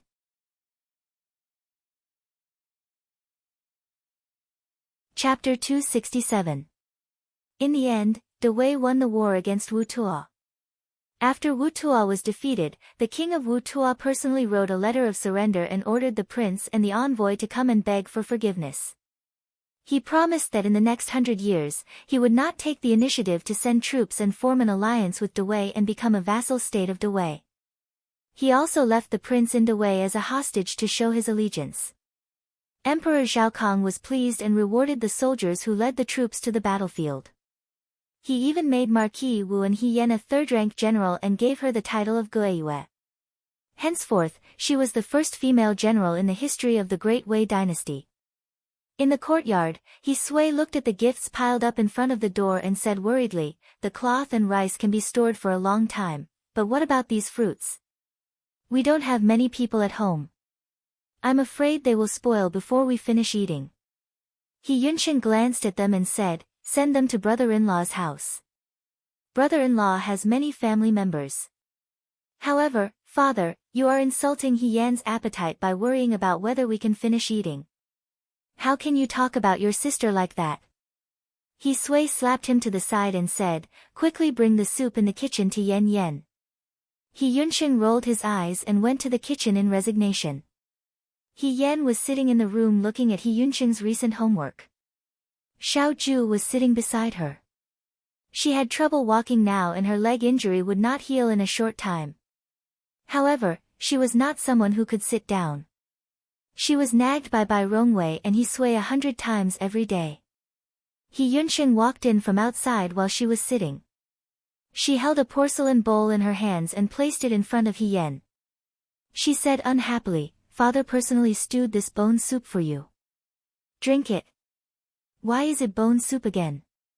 He Yan's face turned bitter. She was not a picky eater, but she could not stand the bone soup 3 times a day. Looking at the bowl of soup that was bigger than her face, she felt like her stomach was going to burst with oil. Didn't you hurt your leg? Father said that you can nourish yourself with whatever you eat. You should nourish yourself well. Pausing for a moment, he finally couldn't help but reprimand her. They say that it takes 100 days to recover from a serious injury. Since your leg is injured, don't run around if you have nothing to do. Why don't you just stay at home and recuperate? His Majesty has already approved your leave, why don't you take your body seriously? He nagged on and on, acting more like a father than he sway. He Yan couldn't take it anymore and looked at Xiao Zhu for help. However, this person clearly saw her predicament, yet he just sat there and drank his tea calmly. After He Yunqing finished speaking, he asked Xiao Zhu, brother-in-law, do you think I'm right? Xiao Zhu replied slowly, that's right. Did you hear that, He Yan? He Yunqing was more confident now that he had someone to back him up. You should be more sensible. I won't say any more, I'm going to feed Xiang Xiang. He Yunqing rattled on and on until he was satisfied. He said, finish the soup. Father made it himself, don't leave a single drop behind. Then he went out. He Yan saw him go out and stared at the bowl of soup in front of him. Finally, he looked at Xiao Zhu, no. This person replied heartlessly. He Yan looked at him and felt a headache. Military Governor Xiao, you are using your position to avenge a private grudge. It's been so long, why are you still angry? He raised his eyebrows, I'm not angry. He Yan looked at him and suddenly remembered that the last time she was angry at Xiao Zhu, it was in the Ji County's camp. That was the day she and her 2,000 soldiers pretended to surrender. Some of the Yan army couldn't stand the provocation of the Yuto. In a moment of impulse, they changed the plan. She was in the city, took the Yuto's sword and fought with them. The soldiers outside the city couldn't enter, so someone had to open the city gates. She, Jiang Jiao, and Wang Ba fought as they walked to the city gate tower. Soldiers were never alone in a battle. If they were outnumbered, they would be at a disadvantage. If they ran to the city gate tower, they would become targets. He Yan was also injured. Her leg was cut by the Yuto's sword. The wound was so deep that her bones could be seen. With every step she took, the wound pulled at her muscles, and it was painful. Wang Ba and Jiang Jiao were afraid that she wouldn't be able to hold on for long, but she actually held on. The city gates were finally opened, and the soldiers waiting outside the city finally entered. They had won the battle. When He Yan got off his horse, he couldn't feel his right leg. After a long time of activity, his pants were stained red with blood. The fabric was stuck to his flesh, and when he tore it off, his skin and flesh were exposed. It was a hair-raising sight. When Lin Shuanghe saw He Yan's wound, his face turned pale. He ordered someone to help him into the tent. He Yan had lost too much blood. When he fell on the bed, he was so sleepy that he couldn't open his eyes. When he was in a daze, he only had one thought in his mind. It's over, it's over. He didn't go back alive. He broke his promise. Xiao Zhu must be angry again. In fact, she wasn't afraid of Xiao Zhu being angry. Although Xiao Zhu got angry more easily than her, she was still easy to appease. However, she was also afraid that Xiao Zhu would really be angry. He Yan knew that he had never been angry with her in the past. Lin Shuanghe busied himself in her tent for a day and a night.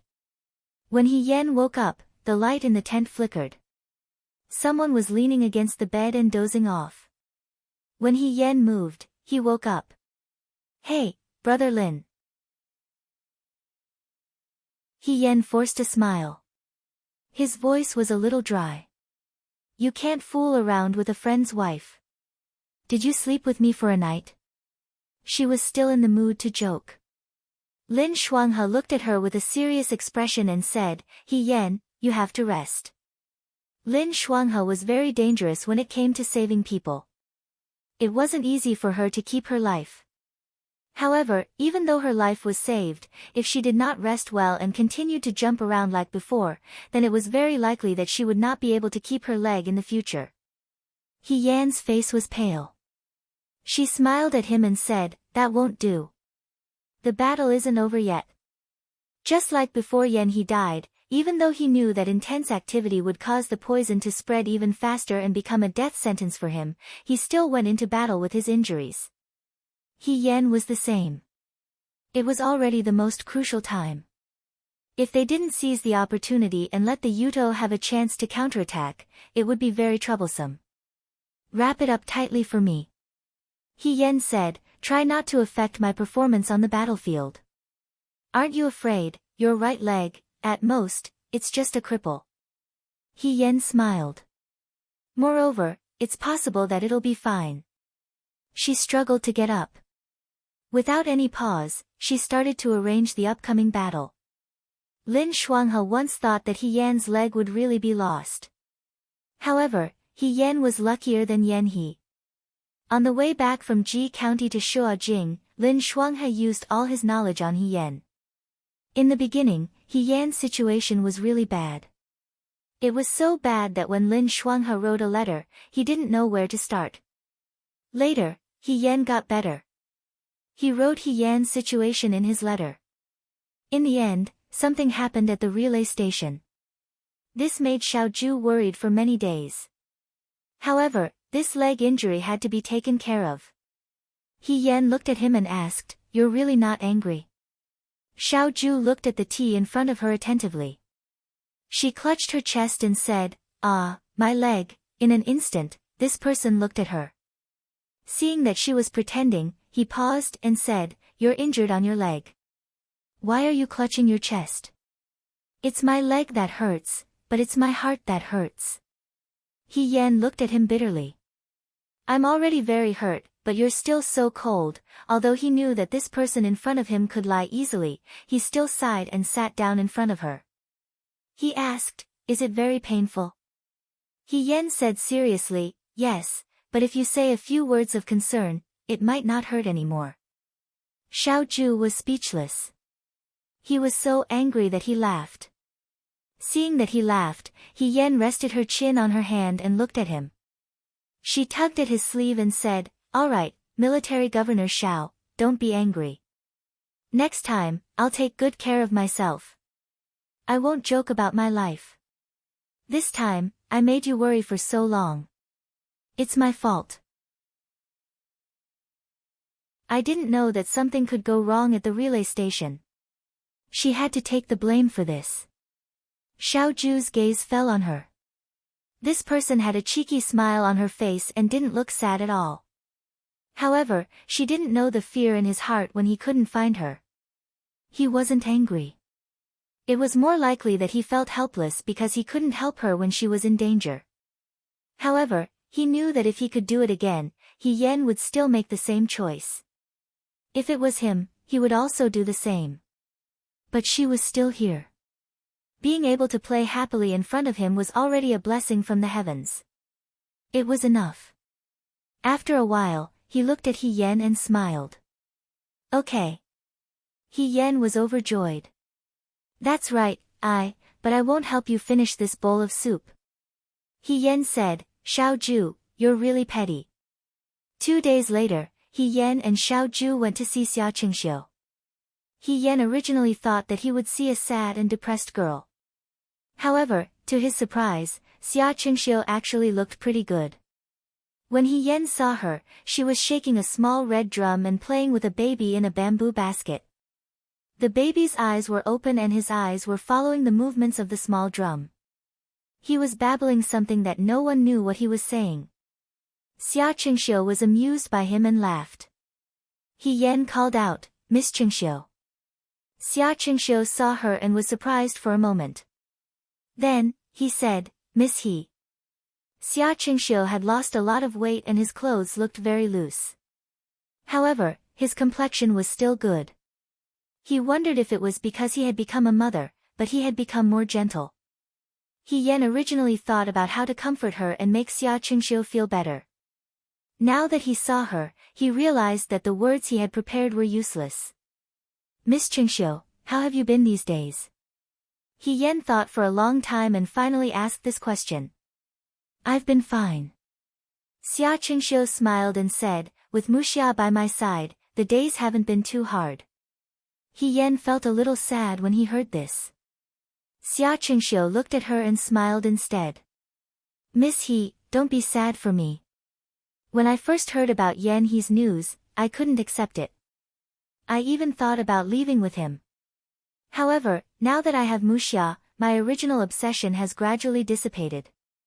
When I married Yan He, I knew that there might be a day like this. I just didn't expect it to come so early. She lowered her head and smiled. But since I've made my choice, there's nothing to say. Yan He is already gone, and the living have to live a good life. She looked at Muxia in the basket. I think that God is not too cruel to me. At least, I still have Muxia. She had lived a clear life. There were some things that Xia Qingxiu understood without He Yen saying it. However, He Yen thought that sometimes, being overly intelligent and sensible might make people feel more sorry for her. She chatted with Xia Qingxiu for a while more before she got up and left. After that, He Yen went to Hong Shan's home. Hong Shan was not like Shi Tu and Huang Xiong, who still had a young brother and an old mother at home. Hong Shan's mother cried every day. He Yen helped find a school so that his younger brother could go to school. He also helped his mother's family with their expenses. Just as Xia Qingxiu said, the dead were gone, and the people left behind had to live a good life. The only thing she could do for Hong Shan was to take care of his family for him. In the winter, at a restaurant in Linjiang, a flag with the word, wine, written on it fluttered in the wind. A brawny man carrying a large knife walked up to the woman selling wine and asked in a rough voice, "Do you have apricot wine?" The woman looked up and saw the scars on the man's face. He looked like a bandit. She was a little scared and whispered, "I'm sorry, sir. We don't have apricot wine in the winter. We only have rice wine." She thought that this fierce man would be angry. She didn't expect him to just say, 3 bowls of rice wine. He put the money on the table and walked inside. The woman was stunned for a moment. She hurriedly got up and walked to the wine jar to get a wooden spoon. Wang Ba looked at the small winery with a silent expression. Before he came here, he went to the bandit stronghold and gave the reward money he earned to his brothers. He told them not to rob in the future. He saw that the stronghold was now raising fish and living a good life. They shouldn't touch the life of living on the edge of a knife anymore. When he went to Zhochuan, Huang Xiong told him that the apricot wine in this restaurant in Linjiang was particularly sweet and fragrant. He promised to invite him to drink here when he came back from the war. He gladly agreed. But now, he was the only one who came here to drink. Time passed quickly. It didn't leave any traces, but there were traces everywhere. He was no longer as fierce and aggressive as he was when he first entered the army. The children in the stronghold said that he had become much gentler. He didn't know what was going on, but this was good. To them, being able to come back alive was already a blessing from the heavens. 3 bowls of wine were quickly served. It was home-brewed rice wine. The wine looked turbid and suffused with a simple spicy taste. He raised his head and drank all the wine in the bowl in front of him. From his throat to his lower abdomen, he immediately felt a burning heat. Old brother. He wiped his mouth and exhaled a breath that reeked of alcohol. He didn't know who he was talking to. The wine is good. No one answered him. A moment later, he picked up the remaining 2 bowls of wine and walked to the window. In front of the window, a thin willow swayed in the wind. In the winter, the branches and leaves were bare. But not long after, when spring came, new green would grow here. He turned his hand and poured the 2 bowls of wine into the ground in front of the willow. The wine seeped in little by little. He silently watched for a while, then said in a low voice, "I'll also invite you to try it." In the noodle shop in the east of the city, the busy young girl had changed into a light blue dress. There was a circle of fluffy rabbit fur embroidered on the edge of the dress. Velvet flowers of the same color were inserted into her hair bun, which made her already delicate and pretty face even more delicate. The closer it was to winter, the better the business of the noodle shop became. On a cold winter morning, eating a bowl of piping hot Yangchun noodles in the morning would make one feel warm from the bottom of their heart. Sun Xiaolan was so busy that her feet didn't touch the ground. Only when the last bowl of noodles was delivered could she take a break. She was wiping the sweat on her forehead with a handkerchief when she suddenly saw a familiar figure in the crowd. It was a somewhat dark and handsome young man. As he walked by the street, Sun Xiaolan found him familiar and couldn't help but take a few more glances. Then she remembered that at the beginning of spring this year, she had seen this young man. There was also a handsome young man who was taciturn. After they left a pot of peach blossoms on the table. The young girl's heart suddenly felt a burst of joy. Just as she was about to call out to him, someone behind her said, "Little girl, I'd like another bowl of Yangchun noodles here." Sun Xiaolan responded with her mouth. When she looked up again, she saw that the figure had already disappeared from the crowd. Where did he go? The urging voice behind her didn't make her think too much. She only thought to herself, forget it. Since these two young men are in Shoa capital, there will definitely be a chance to meet them in the future. Who knows, maybe in a few days, they will come to this noodle house. Thinking of this, her heart became happy again. Amidst the hubbub of voices, only the pot of peach blossoms in front of the noodle house's wooden cabinet looked lonely and bleak in the winter. The flower pot was beautifully painted, as if it was a brilliant spring day. The snow pressed down heavily on the eaves. When He Yen came out of the military department, the sky was already dark. Although her leg was injured and Zhaokang Emperor had temporarily allowed her to take sick leave, after the Battle of Zhochuanji County, the follow-up military affairs were busy. She still had to go to the military department to discuss matters with her colleagues. It was inconvenient for Qing Mei, so when she came out during the day, it was Qi Wu who sent her out. However, she stayed a little longer today. When she came out, it was already very late. She was the only one left in the military department. He Yen came out with a walking stick. Just as he was about to ask someone to find a carriage, he saw a person standing on the steps.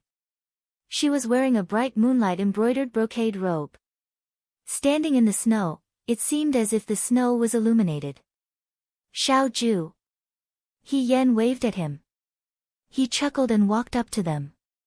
Why are you free today? He Yen waited for him to come closer before asking. If she was extremely busy in the military department, Xiao Ju was even busier than her.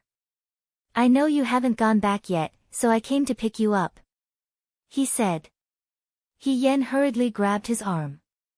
With one hand holding the walking stick, she hopped forward on one leg. She didn't think much of it. Her leg injury was actually much better, but she didn't know what Lin Shuanghe had said to Xiao Ju to exaggerate. In short, He Yen felt that her current life was like a cripple. She took 2 steps forward. Xiao Ju suddenly stopped. He Yen asked, "What's wrong?" His gaze fell on He Yen's walking stick. After thinking for a while, he walked in front of He Yen and squatted down slightly. Come on up. You want to carry me on your back? He Yen asked. Hurry up. That's not good. He Yen hesitated for a while. This is the military department. I have to work here every day. If someone sees this, it will damage my reputation. Everyone knows how brave and invincible I was in Zhochuan. If they look back, they will see that I even need someone to carry me. Wouldn't that be embarrassing? Are you coming up or not? He Yen said, yes, yes, yes. She pounced forward and wrapped her arms around Xiao Ju's neck. Xiao Ju easily carried her on his back. Xiao Ju continued to carry her outside. He Yen whispered in his ear, even if you don't care about my reputation, what about yours? Won't others say that although De Wei's commander Jade face looks impressive, he is actually a henpecked husband at home? Lady He, Xiao Ju's voice was very calm. You don't have to speak when you don't want to. He Yan said, are you admitting that you are a henpecked husband? At times like this, Xiao Ju was usually too lazy to bother with her. The wind blew in the night. It was very cold as they walked on the road. However, his back was warm and broad, as if it could support the entire future. He Yan thought that Xiao Ju was indeed better than He Yunsheng. If He Yunsheng had carried her for such a long distance, he would have scolded her and complained that she was heavy. Military Governor Xiao, He Yan's voice was soft. Her warm breath blew on his neck, tickling him. Is this your first time carrying a girl? Xiao Ju's voice was very cold. Are you a girl? No one saw that the corners of his mouth were slightly curved, and his eyes were as moving as water. Am I not a girl? He Yan asked doubtfully. Then, do you like a man? Xiao Ju did not say anything. Perhaps it was because He Yan had been with him for a long time, but his ability to annoy people had grown day by day. Sometimes, Xiao Ju could not win against her in an argument, or perhaps, he was too lazy to argue with her. She had won a round and was very proud of herself. The night was quiet. The snow and the moon were silvery white. One end of the street was quiet, while the other end of the street was connected to the night market. The lights were waning. They walked with their backs to the hustle and bustle. Along the way, the broken lights hanging under the eaves illuminated the snowy ground. Plum trees planted in people's backyards were blooming. They stretched out sparsely from the fences, trembling beautifully. The wind and snow came for no reason, but her mood was calm. On the way home, the night was beautiful.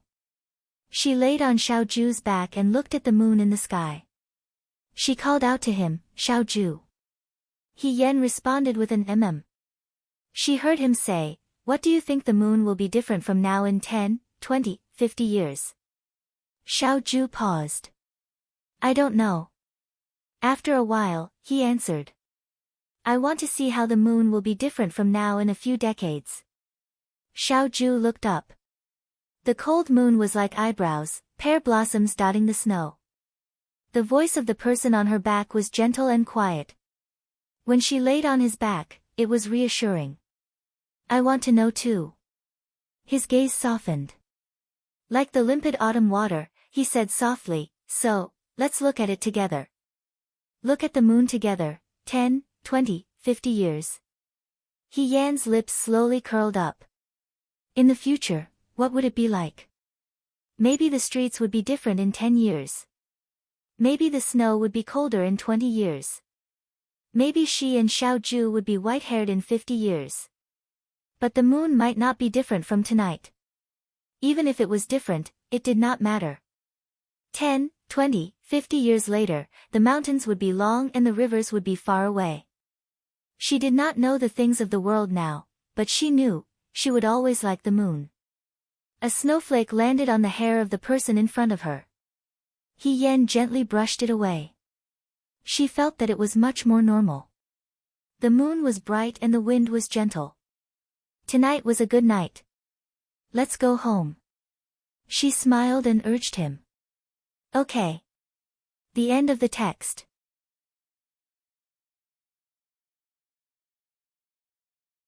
Chapter 268. It was April in the capital, and the weather was getting warmer. By the riverbank, children were flying kites. The lines were very far away, and they were competing with each other to see whose kite was flying higher.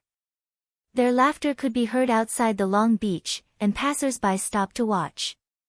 Near the city gate, several carriages were parked. It seemed that some people were leaving the capital, and their relatives came to send them off. Right in front of the carriage, a young man wearing a long robe was rambling non-stop. If one listened carefully, it was all, the journey is long, so you must pay attention to your safety. Yao Yao hates bumps the most, so when you carry her, remember to wrap her in a blanket. He Yunsheng, the woman opposite him couldn't help but interrupt him, if you keep talking like this, we won't be able to leave when it's dark. That's right, the woman standing beside He Yunxing glared at him and looked at He Yan. Sister, don't worry about going to Jiang. Yunsheng and I will take good care of the family. He Yan nodded and waved to Xiao Yao, who was being carried by Xiao Ju in the carriage, to He Yunsheng and Song Tao Tao. Xiao Yao shouted in a childish voice, Uncle, Aunt, goodbye. Be good on the road. He Yunsheng approached Xiao Yao and pinched her small face. He smiled, when we come back, Uncle will buy you candy. Xiao Yao bit her finger and smiled at him. Okay, you can go back, Xiao Ju said, we're leaving. The curtain of the carriage was lowered, and they rushed out of the city. Time passed quickly. It had been 7 years since the battle with Yudo. 7 years was enough for a young man to grow into an indomitable man. He Yunsheng was no longer the young and inexperienced boy who followed He Yan to the streets to sell large cakes. These years, his martial arts were outstanding, and he was willing to work hard. He was lucky enough to gain the favor of Emperor Zhao Kong. Step by step, he steadily worked his way up. Now, he had already become the deputy commander of the 5th Battalion. His official position was indeed promoted. When others looked at him, they felt that his temperament was arrogant and distant.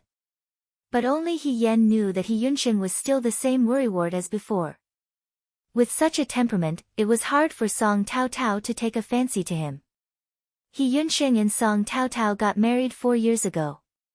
Her marriage to He Yunsheng was indeed beyond He Yan's expectations. After all, the person who had been engaged to Song Tao Tao back then was Qing Li Su. However, back then, Song Tao Tao and Qing Li Su did not have any feelings for each other. After a few years, it was still the same.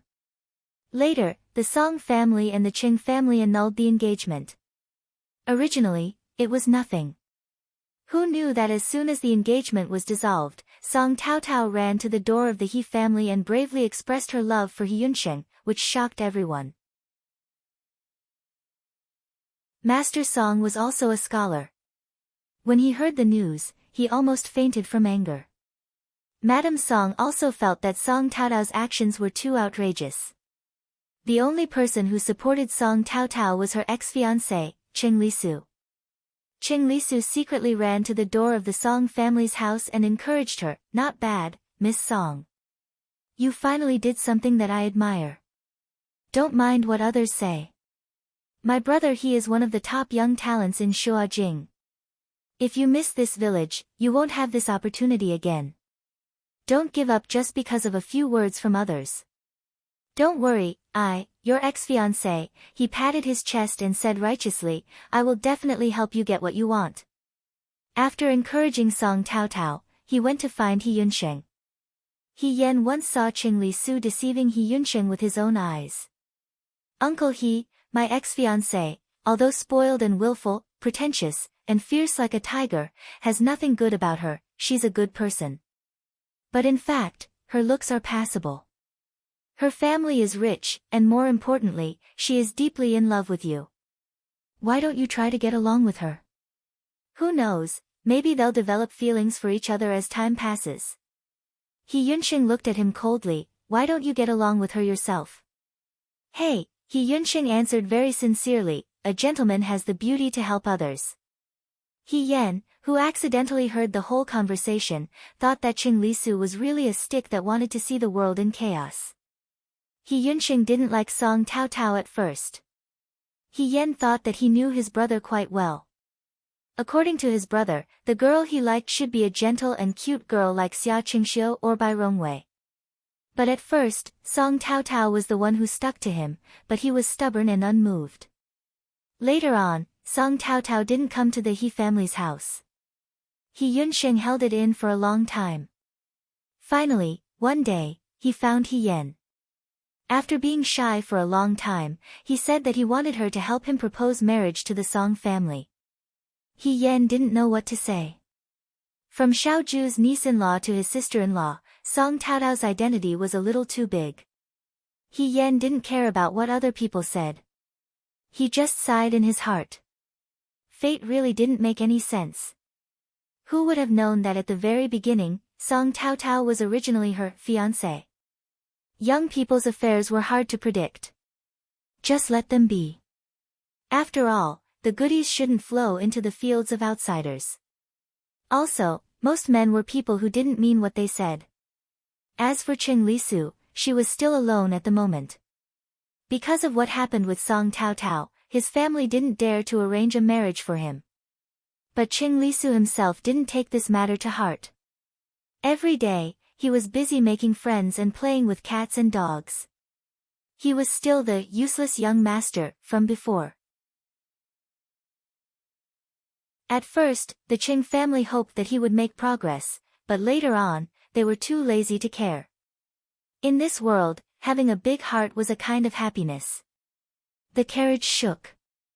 Xiao Yao hid in Xiao Ju's arms and stared at the scenery outside the carriage. She didn't cry or make a fuss. Her eyes were full of curiosity. He Yan snapped his fingers. She suddenly turned her head and stared at He Yan without blinking. Her eyes were wet. He Yan burst out laughing. Xiao Ju, he was so angry that he laughed. What kind of mother are you? The road ahead is long. He Yan didn't think much of it. If we don't find some fun for ourselves, it'll be boring. Xiao Yao was almost 3 years old. When she was born, Lin Shuanghe called his father and grandfather over and asked them to wait at the Xiao family's door in case an accident happened. Fortunately, Xiao Yao's birth went smoothly and He Yan did not suffer too much. The little fellow was also very obedient. Her temperament was not as lively as He Yan's, nor as calm as Xiao Ju's. He Yan felt that she was silly, like a little fool.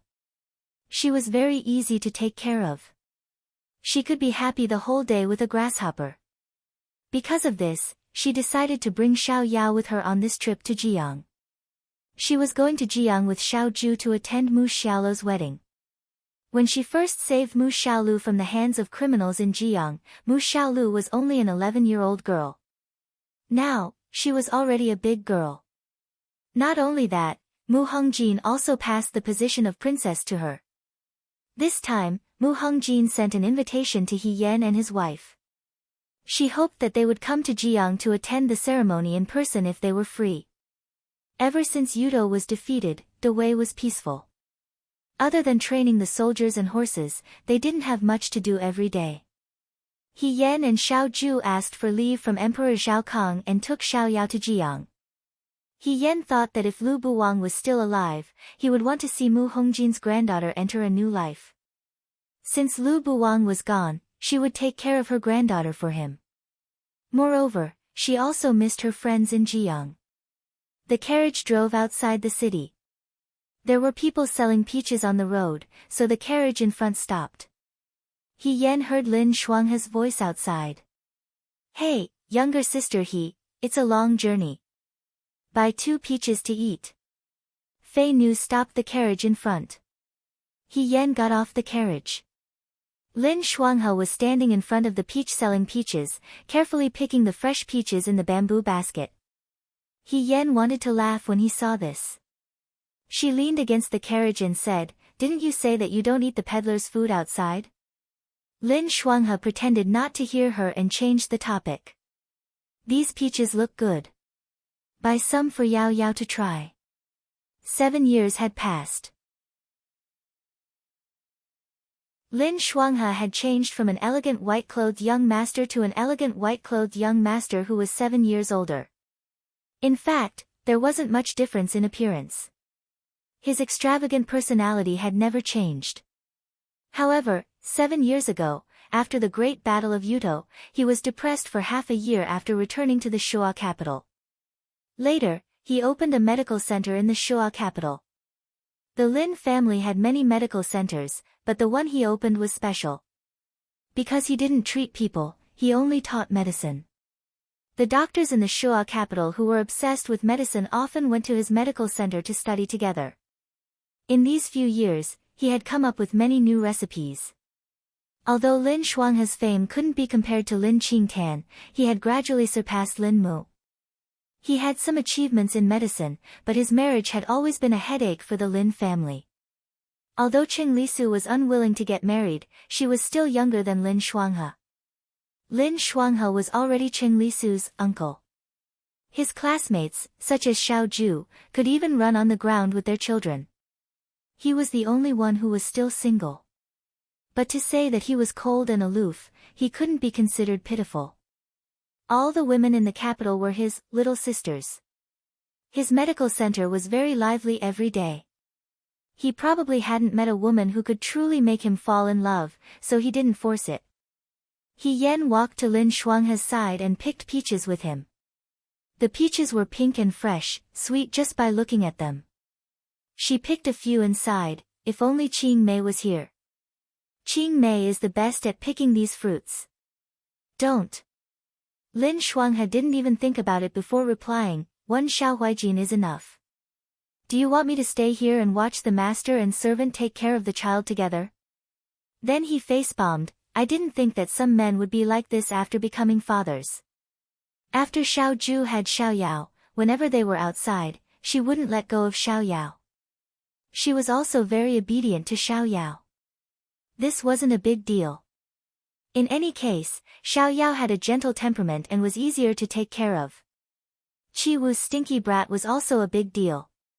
He caused trouble all day long and was extremely naughty. Every time Qing Mei got angry, she would chase him around the courtyard with a wooden stick, causing chaos every time. However, Qi Wu still wanted to protect him. He said, the child is still young and doesn't know any better. Don't be so fierce. Put down the wooden stick. If you have something to say, we can talk. The result of this kind of situation was usually Qing Mei beating him up as well. He Yan sometimes sighed in amazement. She really didn't think that the weak servant girl who used to cry all the time could be so valiant now. Qing Mei married Qi Wu 3 years after the Battle of Yichuo. He Yan always joked about Qing Mei before, but he didn't really take it to heart. Qing Mei liked who she wanted to marry and who she wanted to marry. In the end, it all depended on Qing Mei's own thoughts. However, the two of them were still fated to be together.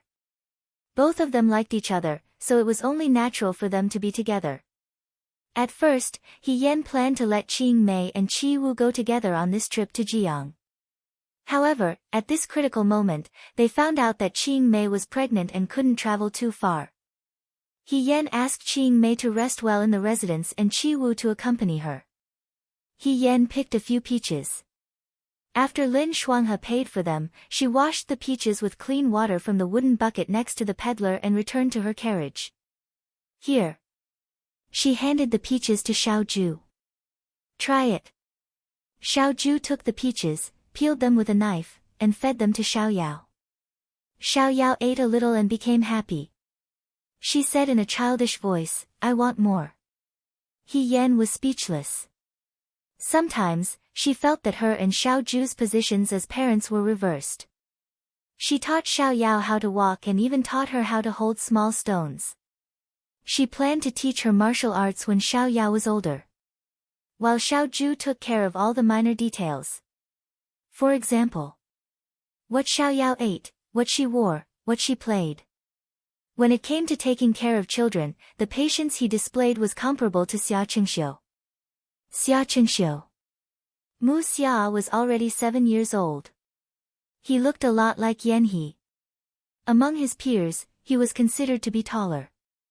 Although his father had already passed away when he was born, but luckily everyone in the Yan family, as well as Yan He's friends, gave him enough care so that he did not have any inferiority complex or resentment. He was very lively and had a strong desire to win. His archer and horse master said that his equestrian skills still needed to be improved, so he trained hard for a full 3 months until he obtained first place in the academy examinations. The last time he saw Mu Xia, the young lad held a long sword and arrogantly said to Xiao Ju, military governor Xiao, in a few years, you will be defeated by this young master. He Yan, who was watching from the side, could not help but laugh. Yan Mu Xia looked up and saw her. He snorted, what are you laughing at, including you? He Yan felt that this young lad with a high ponytail, silver robe and long spear was exactly the same as Yan He in the past. Xia Qingxiu laughed, his character is like this. I have told him many times but he did not change. Don't mind him. No, he is very cute. He Yan also laughed. Muxia is very similar to brother Yan. Xia Qingxiu lowered his head. Yes, everyone says so. He Yan felt that Yan Muxia's character was very good. At least he was lively and could bring Xia Qingxiu a lot of comfort. Other than taking care of Yan Muxia, Xia Qingxiu also went to the academy to help. A few years ago, a new female academy was set up in the Shuo capital. It was run by Wei Xuanzhang's wife, Wei Furen, and Zhaokang Emperor agreed. Now that there was a female general like Marquis Wuan in the imperial court, in the next few years, when Yong Su Tang nurtured a group of talented and ambitious girls, who knows if there would be female officials. Although it was slow, it was getting better little by little. He Xining also helped in Yong Su Tang. After Wei Xuanzhang's death, He Xining accompanied Wei Furen every day and built a deep relationship with Wei Furen. Wei Furen accepted her as her goddaughter. She was a teacher teaching the zither in Yong Su Tang. Every day, she was with young girls and became more cheerful and open-minded. She was no longer as obsessed with the past as before. He Yan also often went to see her. He heard that there was a young teacher teaching abacus in Yong Su Tang who secretly admired He Xining very much. He Yan ordered people to investigate the background of that teacher. He was a righteous person. However, He Xining had to ask herself what she thought. There was still a long way to go, so there was no hurry. After Xiao Yao ate the peach, she fell asleep on Xiao Ju's body. He Yan asked in a low voice, "Are you tired? Do you want me to hold you for a while?" Xiao Ju shook her head, "I'm not tired." He Yan looked at Xiao Yao, who was hanging on his body, and sighed in his heart. As expected of her. She could eat and sleep and was especially easy to take care of. She lifted the curtain of the carriage and looked outside. Outside, at the end of the river, the banks were green and the sun was warm. As she looked, she felt a wave of laziness. She leaned on Xiao Ju's shoulder and unknowingly fell asleep like the little girl in Xiao Ju's arms.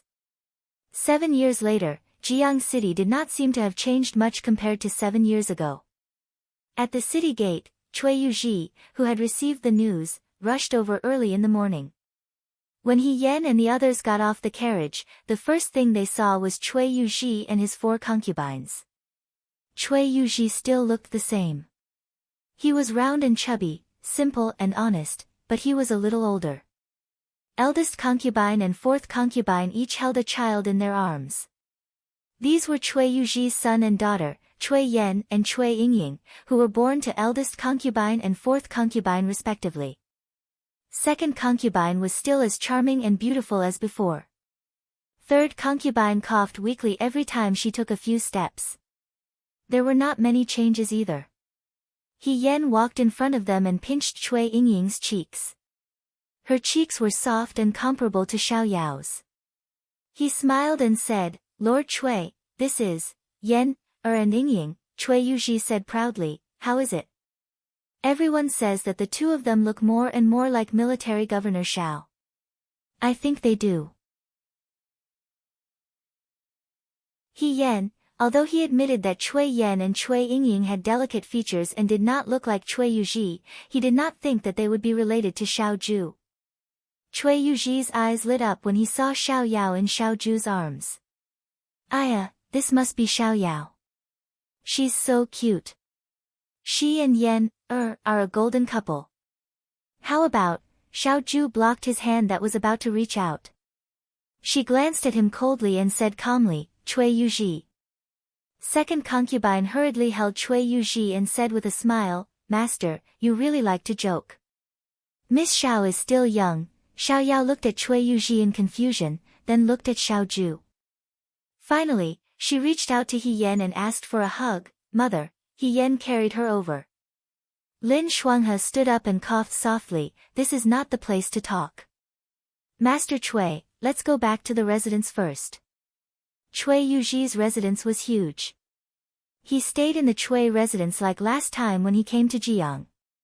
However, When he came back last time, He Yan and Xiao Ju still had a clear superior-subordinate relationship. Now that they were going back to their old home and were already husband and wife, they even brought along a little child. It was really unpredictable. He Yan walked behind with Xiao Yao in his arms. He looked at Cui Yuji curiously and asked softly, since first concubine and fourth concubine have already given birth to Master Cui's children, why are they still Master Cui's concubines? If that's the case, won't young Master Cui and young Miss Cui become illegitimate children? She originally thought that since Cui Yuji only had 4 concubines, he might still marry a wife in the end. However, after so many years, he did not marry. Even his concubines had given birth to children. He Yan did not understand. Master Xiao He, you don't know, Cui Yuji said with a smile, Jiang and the Central Plains have different customs. Women in Jiang rarely remarry once they get married. If something happens to their husband's family and they are unfortunate enough to be widowed, they have to be widowed for the rest of their lives. As a cavalry officer, I don't know when I will die in my early years. Marrying a wife is a hindrance to others. Concubines are different. Even if I die, they can still find a place to live. Who knows that I have a good life? I have lived well all these years. However, I am also used to the 4 of them. If one of them becomes the main wife, will there still be peaceful days in the courtyard? This is also quite good. Cui Yuji sighed, I treat everyone equally. Everyone is my favorite. They are all illegitimate children, so there is no difference between them. He Yan had nothing to say. He could only say that Cui Yuji was indeed a man who had walked Lover's Bridge 4 times. Although his perspective was strange, he had his own logic. When they arrived at the Cui residence, a middle-aged housekeeper came to welcome them. Lin Shuanghe asked, where is Zhongfu? He remembered that the last time he came to the Cui residence, the housekeeper was an old servant with white hair. Zhongfu passed away a year ago. Cui Yuji said, he was old and passed away in his dreams. This is Zhongfu's son, Zhonggue. He Yan was a little absent-minded.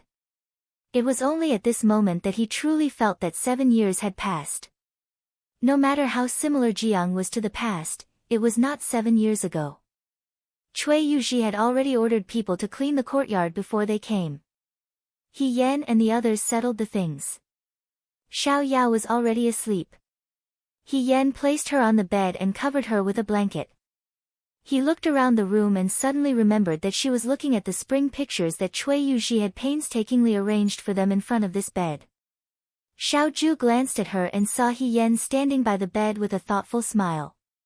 She raised her eyebrows and said, Lady He, are you regretting that Cui Yuji did not put the pictures here this time? He Yan came back to his senses and shook his head, how can that be? After all, Yao Yao is still here. Lord Cui still knows his limits. She really showed a regretful expression, as if she had not had enough. Xiao Ju was angry and amused at the same time. Although Xiao Yao was almost 3 years old, He Yan's skin was getting thicker and thicker by the day.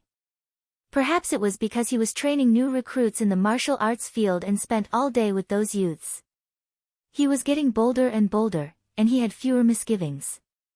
She saw that Xiao Yao was sleeping soundly and whispered, I'm a little hungry. Let the maidservant come over and look after Yao Yao. Let's go eat something first. Xiao Ju nodded. The Cui residence's food was as exquisite as usual. During the meal, He Yan talked about Mu Xiaolo's husband. Cui Yuji said, I've seen the eldest son of the Qin family. He's handsome and has good skills. Previously, when the little highness sneaked out to play, she encountered bad people. It was the eldest son of the Qin family who saved her. The little highness has good taste. In Jiang City, a handsome man like the eldest son of the Qin family is rare. When Cui Yuji looked at people, he would first look at their appearance. However, He Yan also knew that there was nothing wrong with this eldest son of the Qin family. She had ordered Bai Xian to investigate. A few years ago, Wanning had been injured while on a mission. It was not good for her to work everywhere. Coincidentally, Bai Xian had grown up and took over Wan Ying's job. He had a lively personality and completed his mission very well. He also liked He Yan very much, especially He Yan's embroidery. Every once in a while, he would ask He Yan for one. There was a period of time when he asked too much, which made Xiaoju unhappy. She found an opportunity to send him to a place far away to do some work. He Yan did not like needlework, but in this world, it was not easy to meet someone who appreciated her. Especially when Bai Xian praised her needlework from the bottom of his heart every time, He Yan would try his best to satisfy Bai Xian's requests. According to Bai Xian's information, this young master of the Qin family was an upright gentleman and a good man who could be entrusted with her life. In Xiaoju's opinion, He Yan was worrying for nothing. After all, Mu Xiaolu was going to get married. Mu Hongjin would definitely have investigated the background of the eldest son of the Qin family a long time ago. However, He Yan always felt that Mu Xiaolu was the grandson of Lu Buwang's lover. It was reasonable for her to do her best. At the wedding banquet tomorrow, you will see what he looks like. As Cui Yuji spoke, he sighed, the little highness has grown up now. His decisive appearance is exactly the same as his highness in the past. We old men are also old. In the future, it will be the young people's world. Second concubine said sweetly, Master is not old. It's called being upright and prudent. He Yan, what a good, upright and prudent. After the meal, they chatted for a while. Xiao Yao also woke up. First concubine ordered the kitchen to make food suitable for children. He Yan and Xiao Ju fed Xiao Yao. When Xiao Yao was full, they played with her. When the sky darkened, Fourth Yin knocked on the door. He Yan walked out and heard Fourth Yin say, Miss He, this concubine will go to Shui City later to buy the red silk that will be tied to the congratulatory gift tomorrow. Would you like to go and pick some together? The red silk of Jiang is not the same as the one in the Central Plains. He Yan turned his head and asked Xiao Ju, do you want to go with me? There are too many people. It's inconvenient for Yao Yao. After a pause, Xiao Ju said, you go. I'll come find you after I coax her to sleep. Xiao Yao always needed someone to coax her before she slept. At first, it was He Yan who coaxed her, until one day, Xiao Ju heard her telling Xiao Yao a bedtime story. A heroine chopped off a bandit's head with a knife. The head rolled in front of the heroine. Xiao Yao blinked and stared at her, listening with great interest. After that, Xiao Ju did not let He Yan coax Xiao Yao to sleep. He Yan said to fourth concubine, all right, we'll go first. Fourth concubine smiled and said, all right. Jiang City's Shui City was still bustling with activity. The Water God Festival had passed, but the peddlers and merchants did not leave. In the past 2 years, Jiang City's city pass was more open than before. Many merchants came to Jiang to do business, and Shui City became more and more prosperous. Goods from the western regions to Jiangnan could be seen. Fourth concubine was the youngest, about the same age as He Yan. As they walked, she explained to He Yan, the city is different from before. Does Lord Xiaohe also feel that it's much more lively than before? He Yan sighed, that's true. On the river, boats of all sizes were brightly lit, illuminating both sides of the river as if it was daytime. The peddlers worked hard to sell their goods. He Yan walked and stopped. Occasionally, he saw something new, so he bought it with the intention of giving it to Xiao Yao to play with later. She was no longer a poor soldier. In any case, she had a salary. Just the rewards she received from the battle that year were enough to fill her courtyard. In the past few years, although her purse was not full, it was not as flat as a pancake like it used to be. As the two of them walked, from time to time, youths from Jiang would pass by. They could not help but glance at He Yan. He Yan noticed their gazes and asked fourth concubine, is there something on my face? Fourth concubine giggled and explained, that's not it, Lord Xiaohe. They admire Lord Xiaohe because of his good looks. He Yan covered his mouth with his hand and coughed softly. You flatter me. Fourth concubine smiled but did not say anything. The men of Jiang could not tell the difference between the hairstyles of women in the Central Plains and young girls. They could only see that this young girl's eyebrows were lively and elegant, like a cool breeze.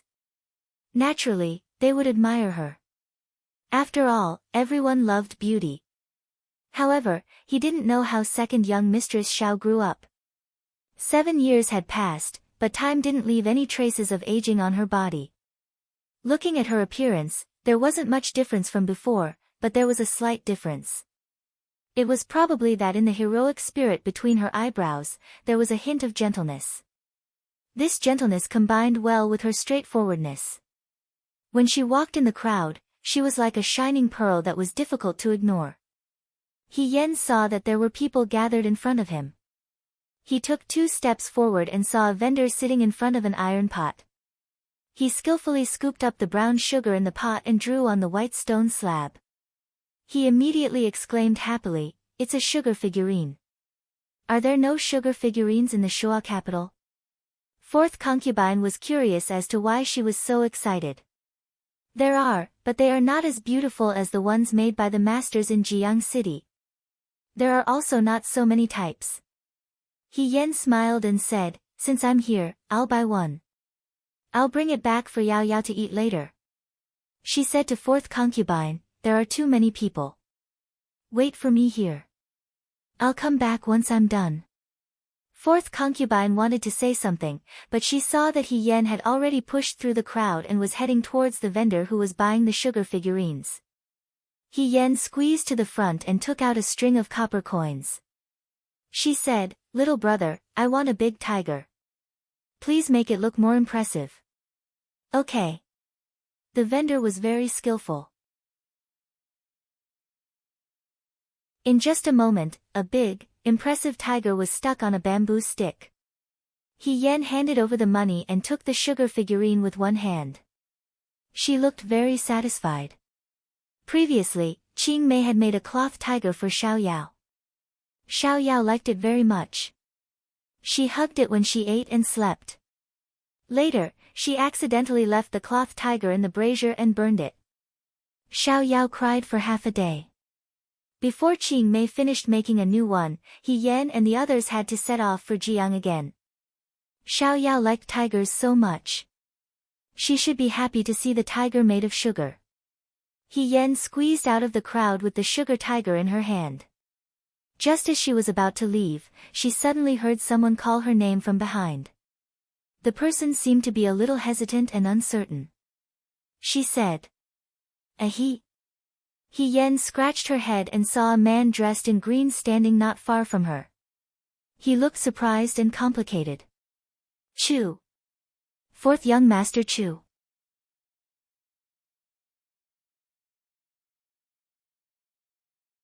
Chapter 269. Among the crowd, the man in the green robe with wide sleeves was like a magnificent scene in spring, making the night seem gentler. He Yen never thought that he would meet Chu Zhao here. His face was gentle and elegant, and his expression was as gentle as ever. Compared to many years ago, he had become thinner. However, there seemed to be something missing between his eyebrows. He was like a pearl that had lost its brilliance, silent and peaceful. He Yen walked 2 steps towards him. After standing still, he asked, "Fourth young master Chu. Why are you here?" After the crown prince was punished and the 4th prince ascended the throne, there was no news of Chu Zhao. It was said that someone had seen him outside the city and guessed that he had left Shuojing. After Emperor Zhaokong ascended the throne, he intended to clean up Su Jingfu's old subordinates. Naturally, the Chu family was one of the families that were suppressed. In these years, the Chu family had almost declined. Chu Linfeng had even dismissed his 19 concubines and relied on Madame Chu's family to survive.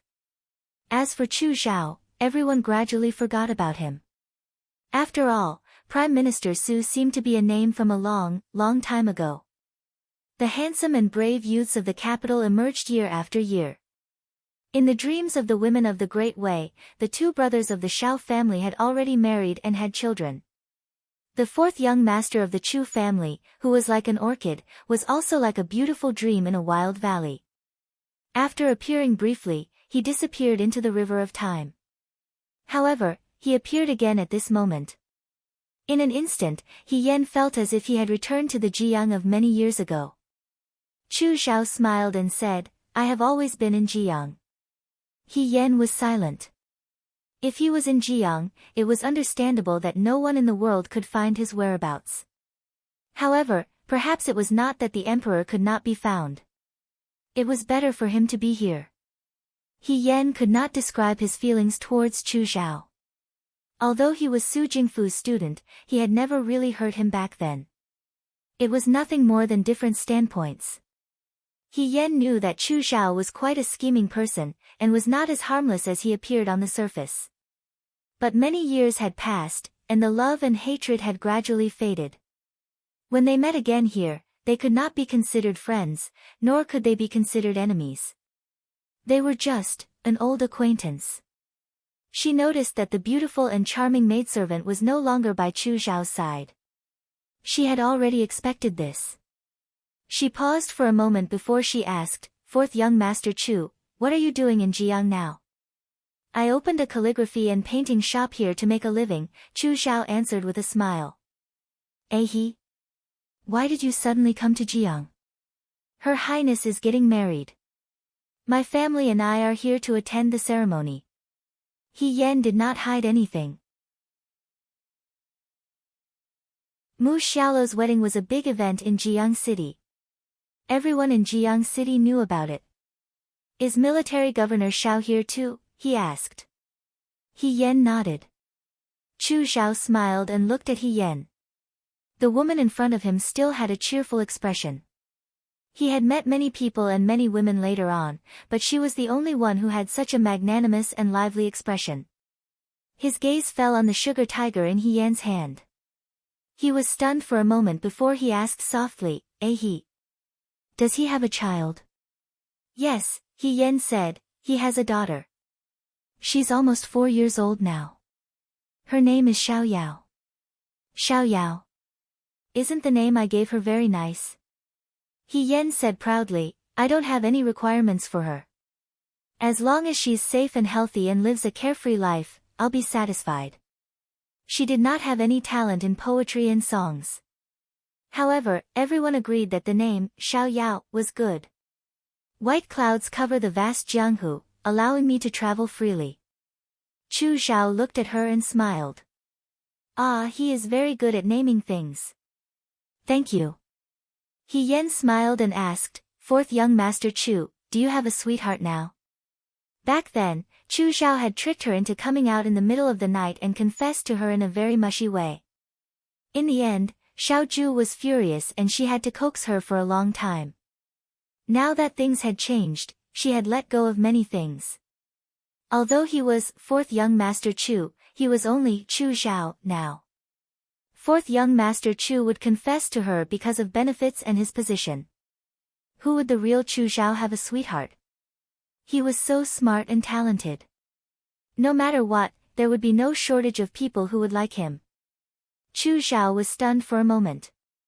He lowered his head and smiled. Not everyone is as lucky as military governor Xiao. He Yan was about to speak when suddenly, someone's voice sounded. What are you doing here?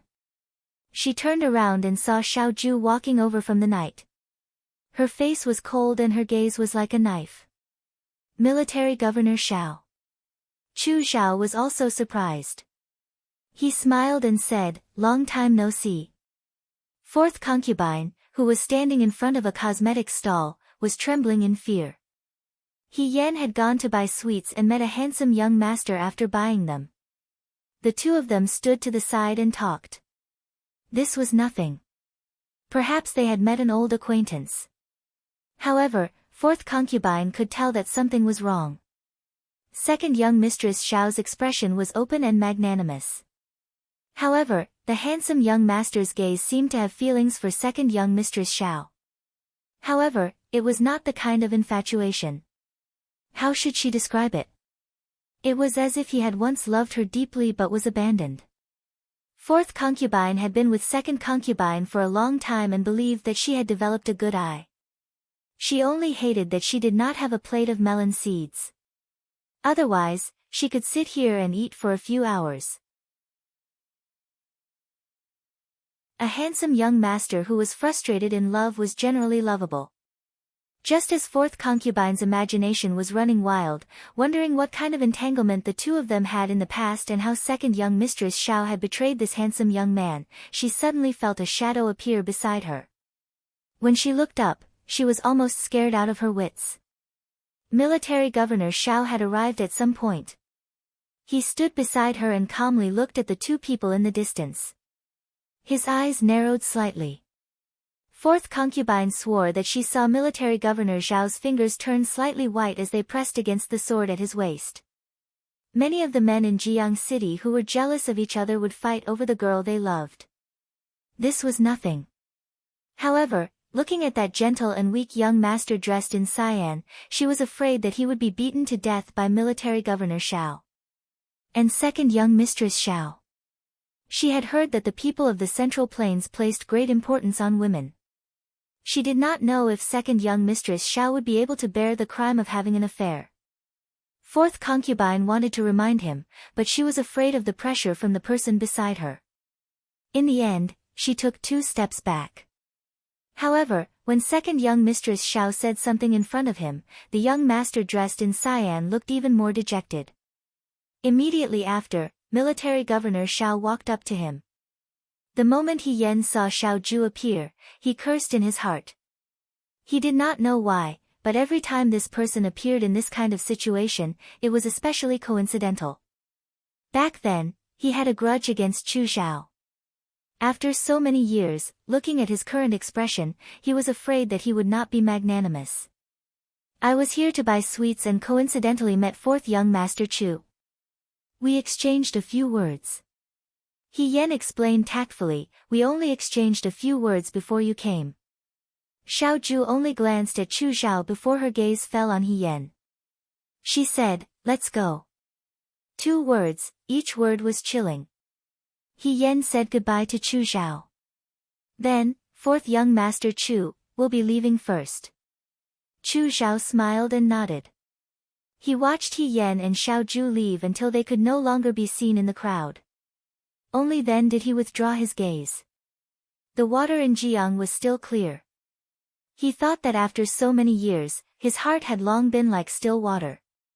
However, the moment he saw her, he realized that he had never let go.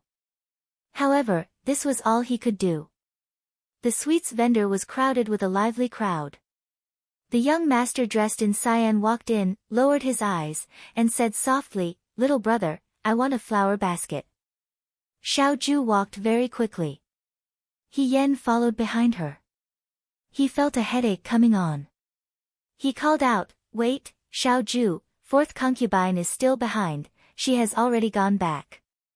He Yan, ? Fourth concubine was actually so disloyal. She just threw a firecracker in front of him. She even had to coax him herself. He Yan caught up with Xiao Ju in a few steps. He didn't care whether he was willing or not or what expression he had. He grabbed his arm and said, Xiao Ju, why? Aren't you going to continue catching up with your fourth young master Chu? He said mockingly. We're not catching up. We're just greeting each other. He Yan thought that Xiao Ju and Chu Zhao probably had some ill-fated relationship in their previous lives. The moment they met Chu Zhao, he was especially excited. There were 3 precautions in life: fire, theft, and Chu Zhao. No matter how capable I am, I can't predict the future. He Yan looked at him. I also didn't expect that he would be in Jiang City now. Do you think the emperor knows about this? Xiao Ju sneered, he knew about it a long time ago. Although he had already vaguely guessed it, He Yan still sighed when Xiao Ju said it out loud. Since Chu Zhao had entered Jiang City, he probably wouldn't be able to leave in the future. He would be imprisoned here for the rest of his life. However, for him, this might not be a bad ending. Xiao Ju sneered when she saw his expression. You're really worried about him. Here we go again. He Yen felt helpless and could only say, eldest brother, it's been so many years. Why are you still brooding? I miss you all the time. Look. She took the opportunity to put the sugar tiger in her hand next to his mouth. I spent a lot of money to buy this sugar figurine for you. I'll give it to you as an apology. Xiao Ju brushed her hand away. He was amused by her ability to lie without batting an eyelid. He said, you're not even willing to lie to people anymore. Who's lying to you? Do you want me to stand on the roof and shout?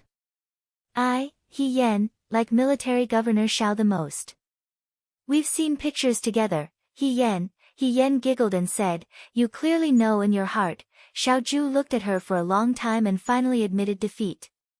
Forget it.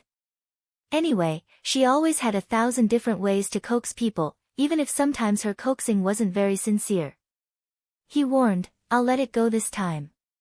He Yen, if you meet him privately again, He Yen thought, she's talking as if I come to Jiang often. After this, who knows when I'll come here again. However, Xiao Ju glanced at the sugar figurine in her hand. I don't accept this apology. Then how do you want to apologize? He Yen raised his eyebrows and stared at her without saying a word. He Yen was speechless. She gritted her teeth and said, Xiao Ju, you're just coveting my beauty and my body. Xiao Ju hummed and replied smoothly, that's right. He Yen was speechless. That night was another muddle-headed night. The next morning, Xiao Ya woke up. The sugar tiger had already melted into a puddle of sugar water. He Yen held a bare bamboo stick and said seriously in front of Xiao Yao, old tiger. Do you see this?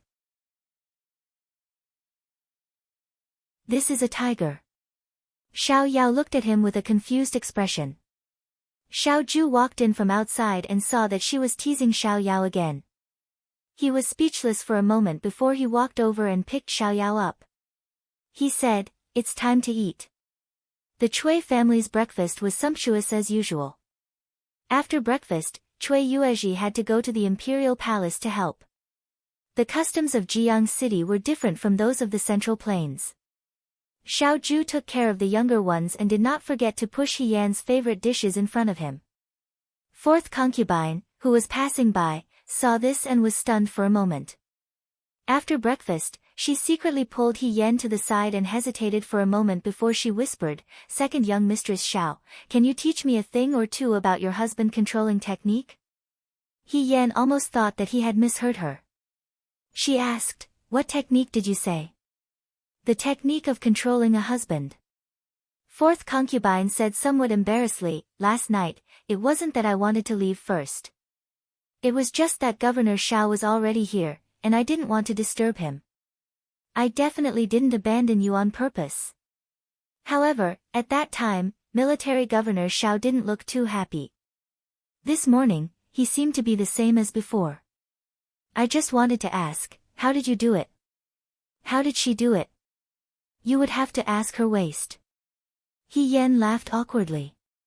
Actually, I don't have any husband controlling technique, how is that possible? Fourth concubine was anxious.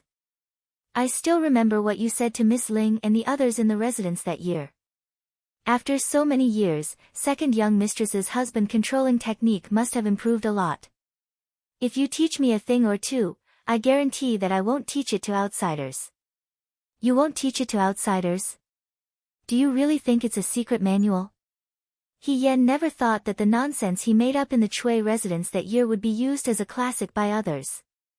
However, when he met fourth concubine's thirsty gaze, He Yan did not want to disappoint her. He began to talk, the husband controlling technique seems to be controlling, but it's actually letting go. You have a balance between tension and relaxation. You're neither close nor distant. Sometimes you're as cold as ice, and sometimes you're as passionate as a woman.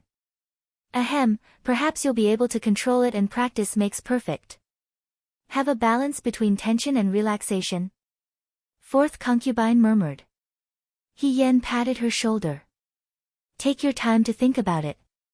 I'll leave first.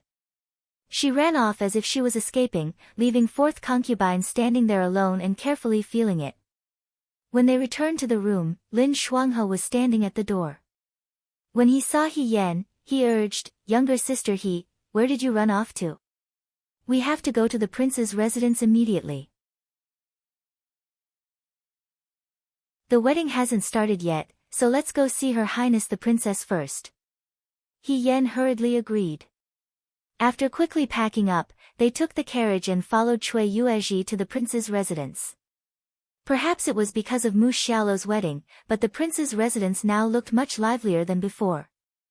There were lanterns and colored banners everywhere, and there were cut, sheet characters pasted everywhere. Thus, the originally empty and desolate prince's residence became luxurious and grand. As soon as they entered, a maidservant greeted them with a smile. "Lord Cui, Military Governor Xiao, Lord He, Young Master Lin, Her Highness is already waiting for you." He Yan and the others followed the maidservant inside. When they reached the main hall, they heard a laughing voice. "You're here." He Yan raised his eyes to look. Mu Hongjin walked out from the back of the hall. She was wearing the ceremonial robes of the Jiang royal family. Today was Mu Xiaolo's wedding, so she naturally wore red. However, this red was different from the warm red of the past. It was a bit darker, which made her face not as dignified and cold as before, but more gentle. The woman's long hair was tied up in a bun behind her head. She didn't wear a crown. She was no longer the princess, so she only wore a dark red velvet flower. Her eyes were still beautiful, but if one looked closely, there were still white spots in her bun. She was older and gentler. When she looked at them, it was as if she was looking at an old friend who had been separated for a long time. There was a hint of joy in her eyes. "Your Highness." He Yan and the others bowed to her. "This place hasn't been so lively for a long time. I'm very happy that you can come to Xiao Lu's wedding," she said.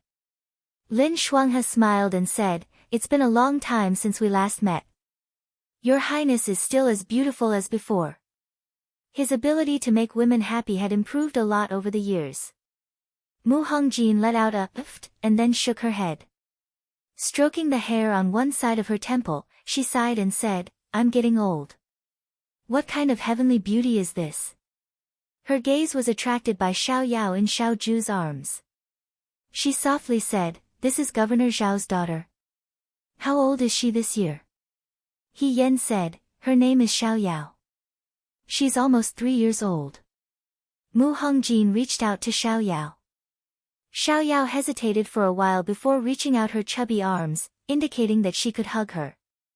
Mu Hongjin held her in her arms. Xiao Yao seemed to be very close to her. She giggled and shouted, "Auntie." Then she kissed Mu Hongjin's face. He Yan thought that if Lu Buwang and Mu Hongjin didn't have a strange combination of factors, he might have called Mu Hongjin Grand Master.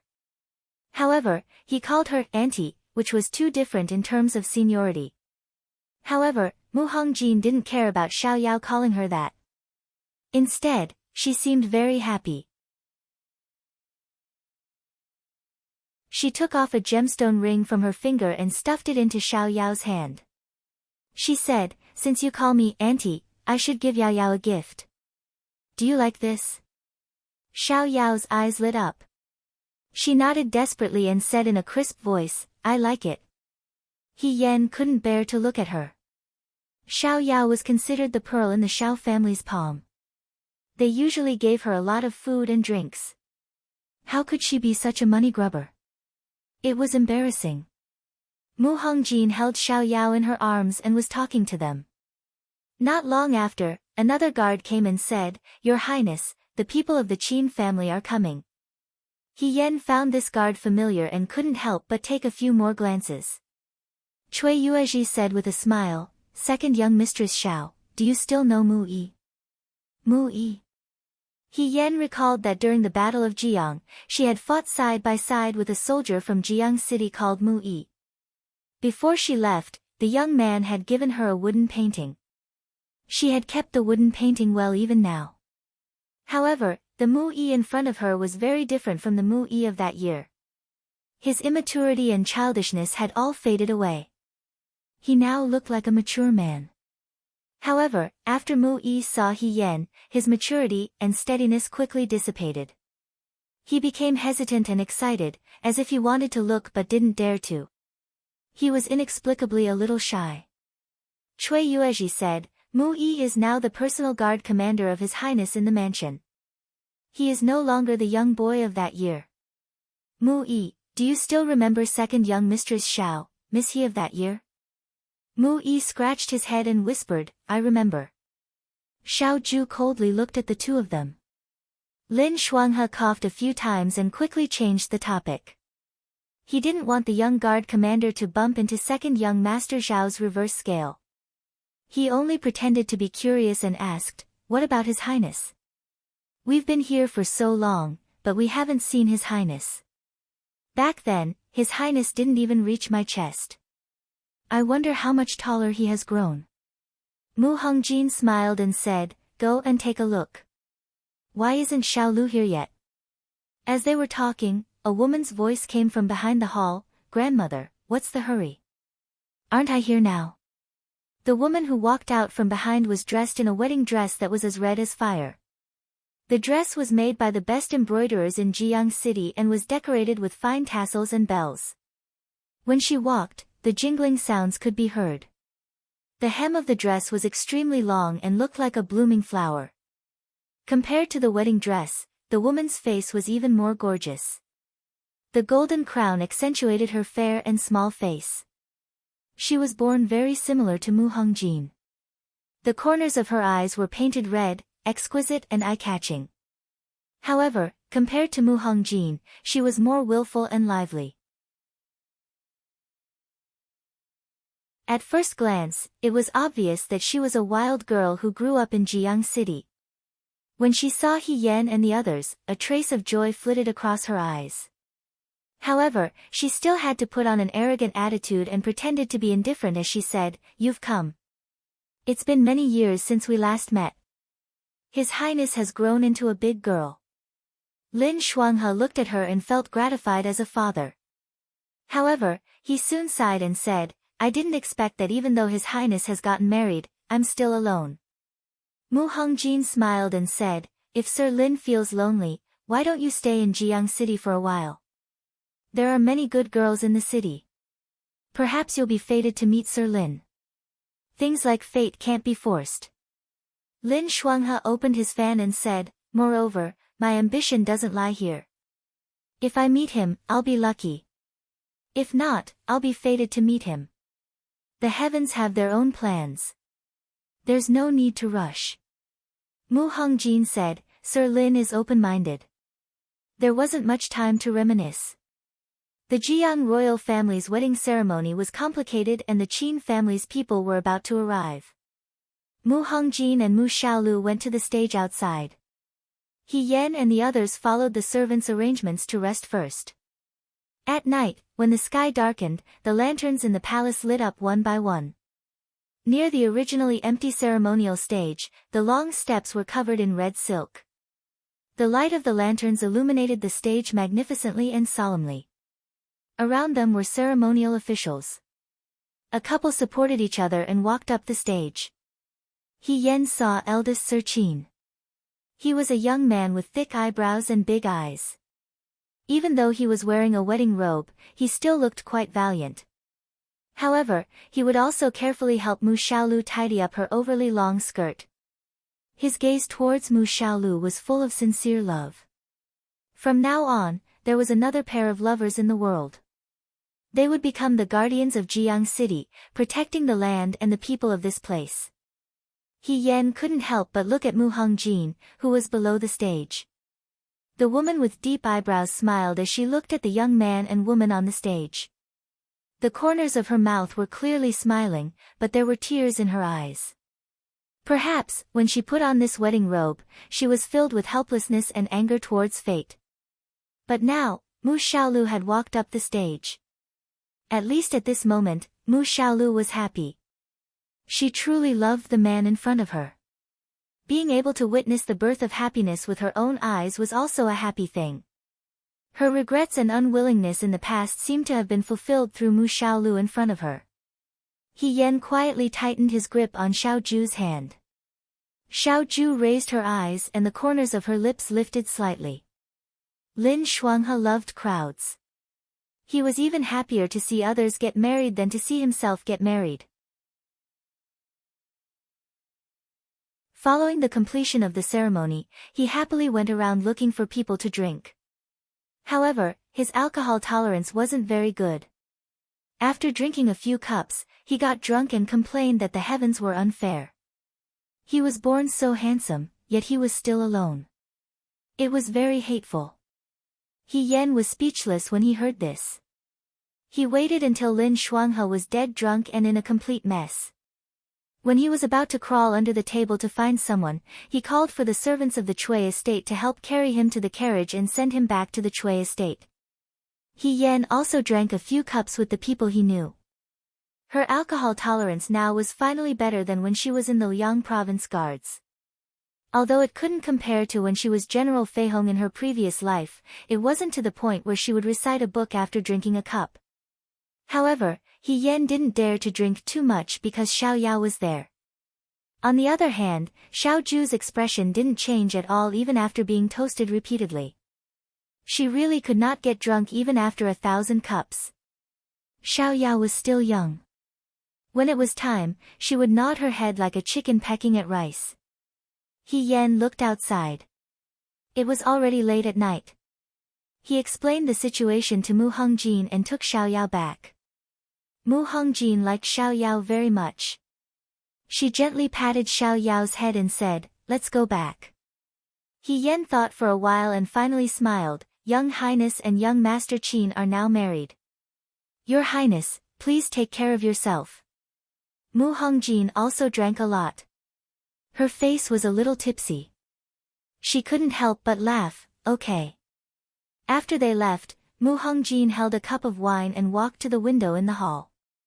Outside the window, the willow trees swayed slightly with the wind. It was as if she had returned to the spring days of many years ago. It was as if a white-clothed youth was walking towards her, step by step. The sound of the zither was clear and melodious, and the sword was elegant and unrestrained. It was as if it was yesterday. In the bustling hall, the noisy music seemed to gradually fade away. This should be a rare beautiful dream. Mu Hongjin found a comfortable position and leaned her head against the cloth pillow on the soft couch. She slowly closed her eyes. Her white wrist was exposed under her wide sleeves. She wore a coarse silver bracelet. The edges of the bracelet were engraved with small wild daisies. Layer upon layer, it was bright and beautiful. A maidservant tiptoed closer. She saw that the woman had closed her eyes and was pretending to be asleep. She smiled as if she was having a beautiful dream. The maidservant shushed her and warned her servants, "Her Highness is sleeping. Don't disturb her." She gently covered her with a thin blanket and tiptoed away. Outside, He Yan and Xiao Ju walked towards the carriage. Jiang City didn't seem to have autumn or winter. It was always as long as summer. He Yan and Xiao Ju walked side by side.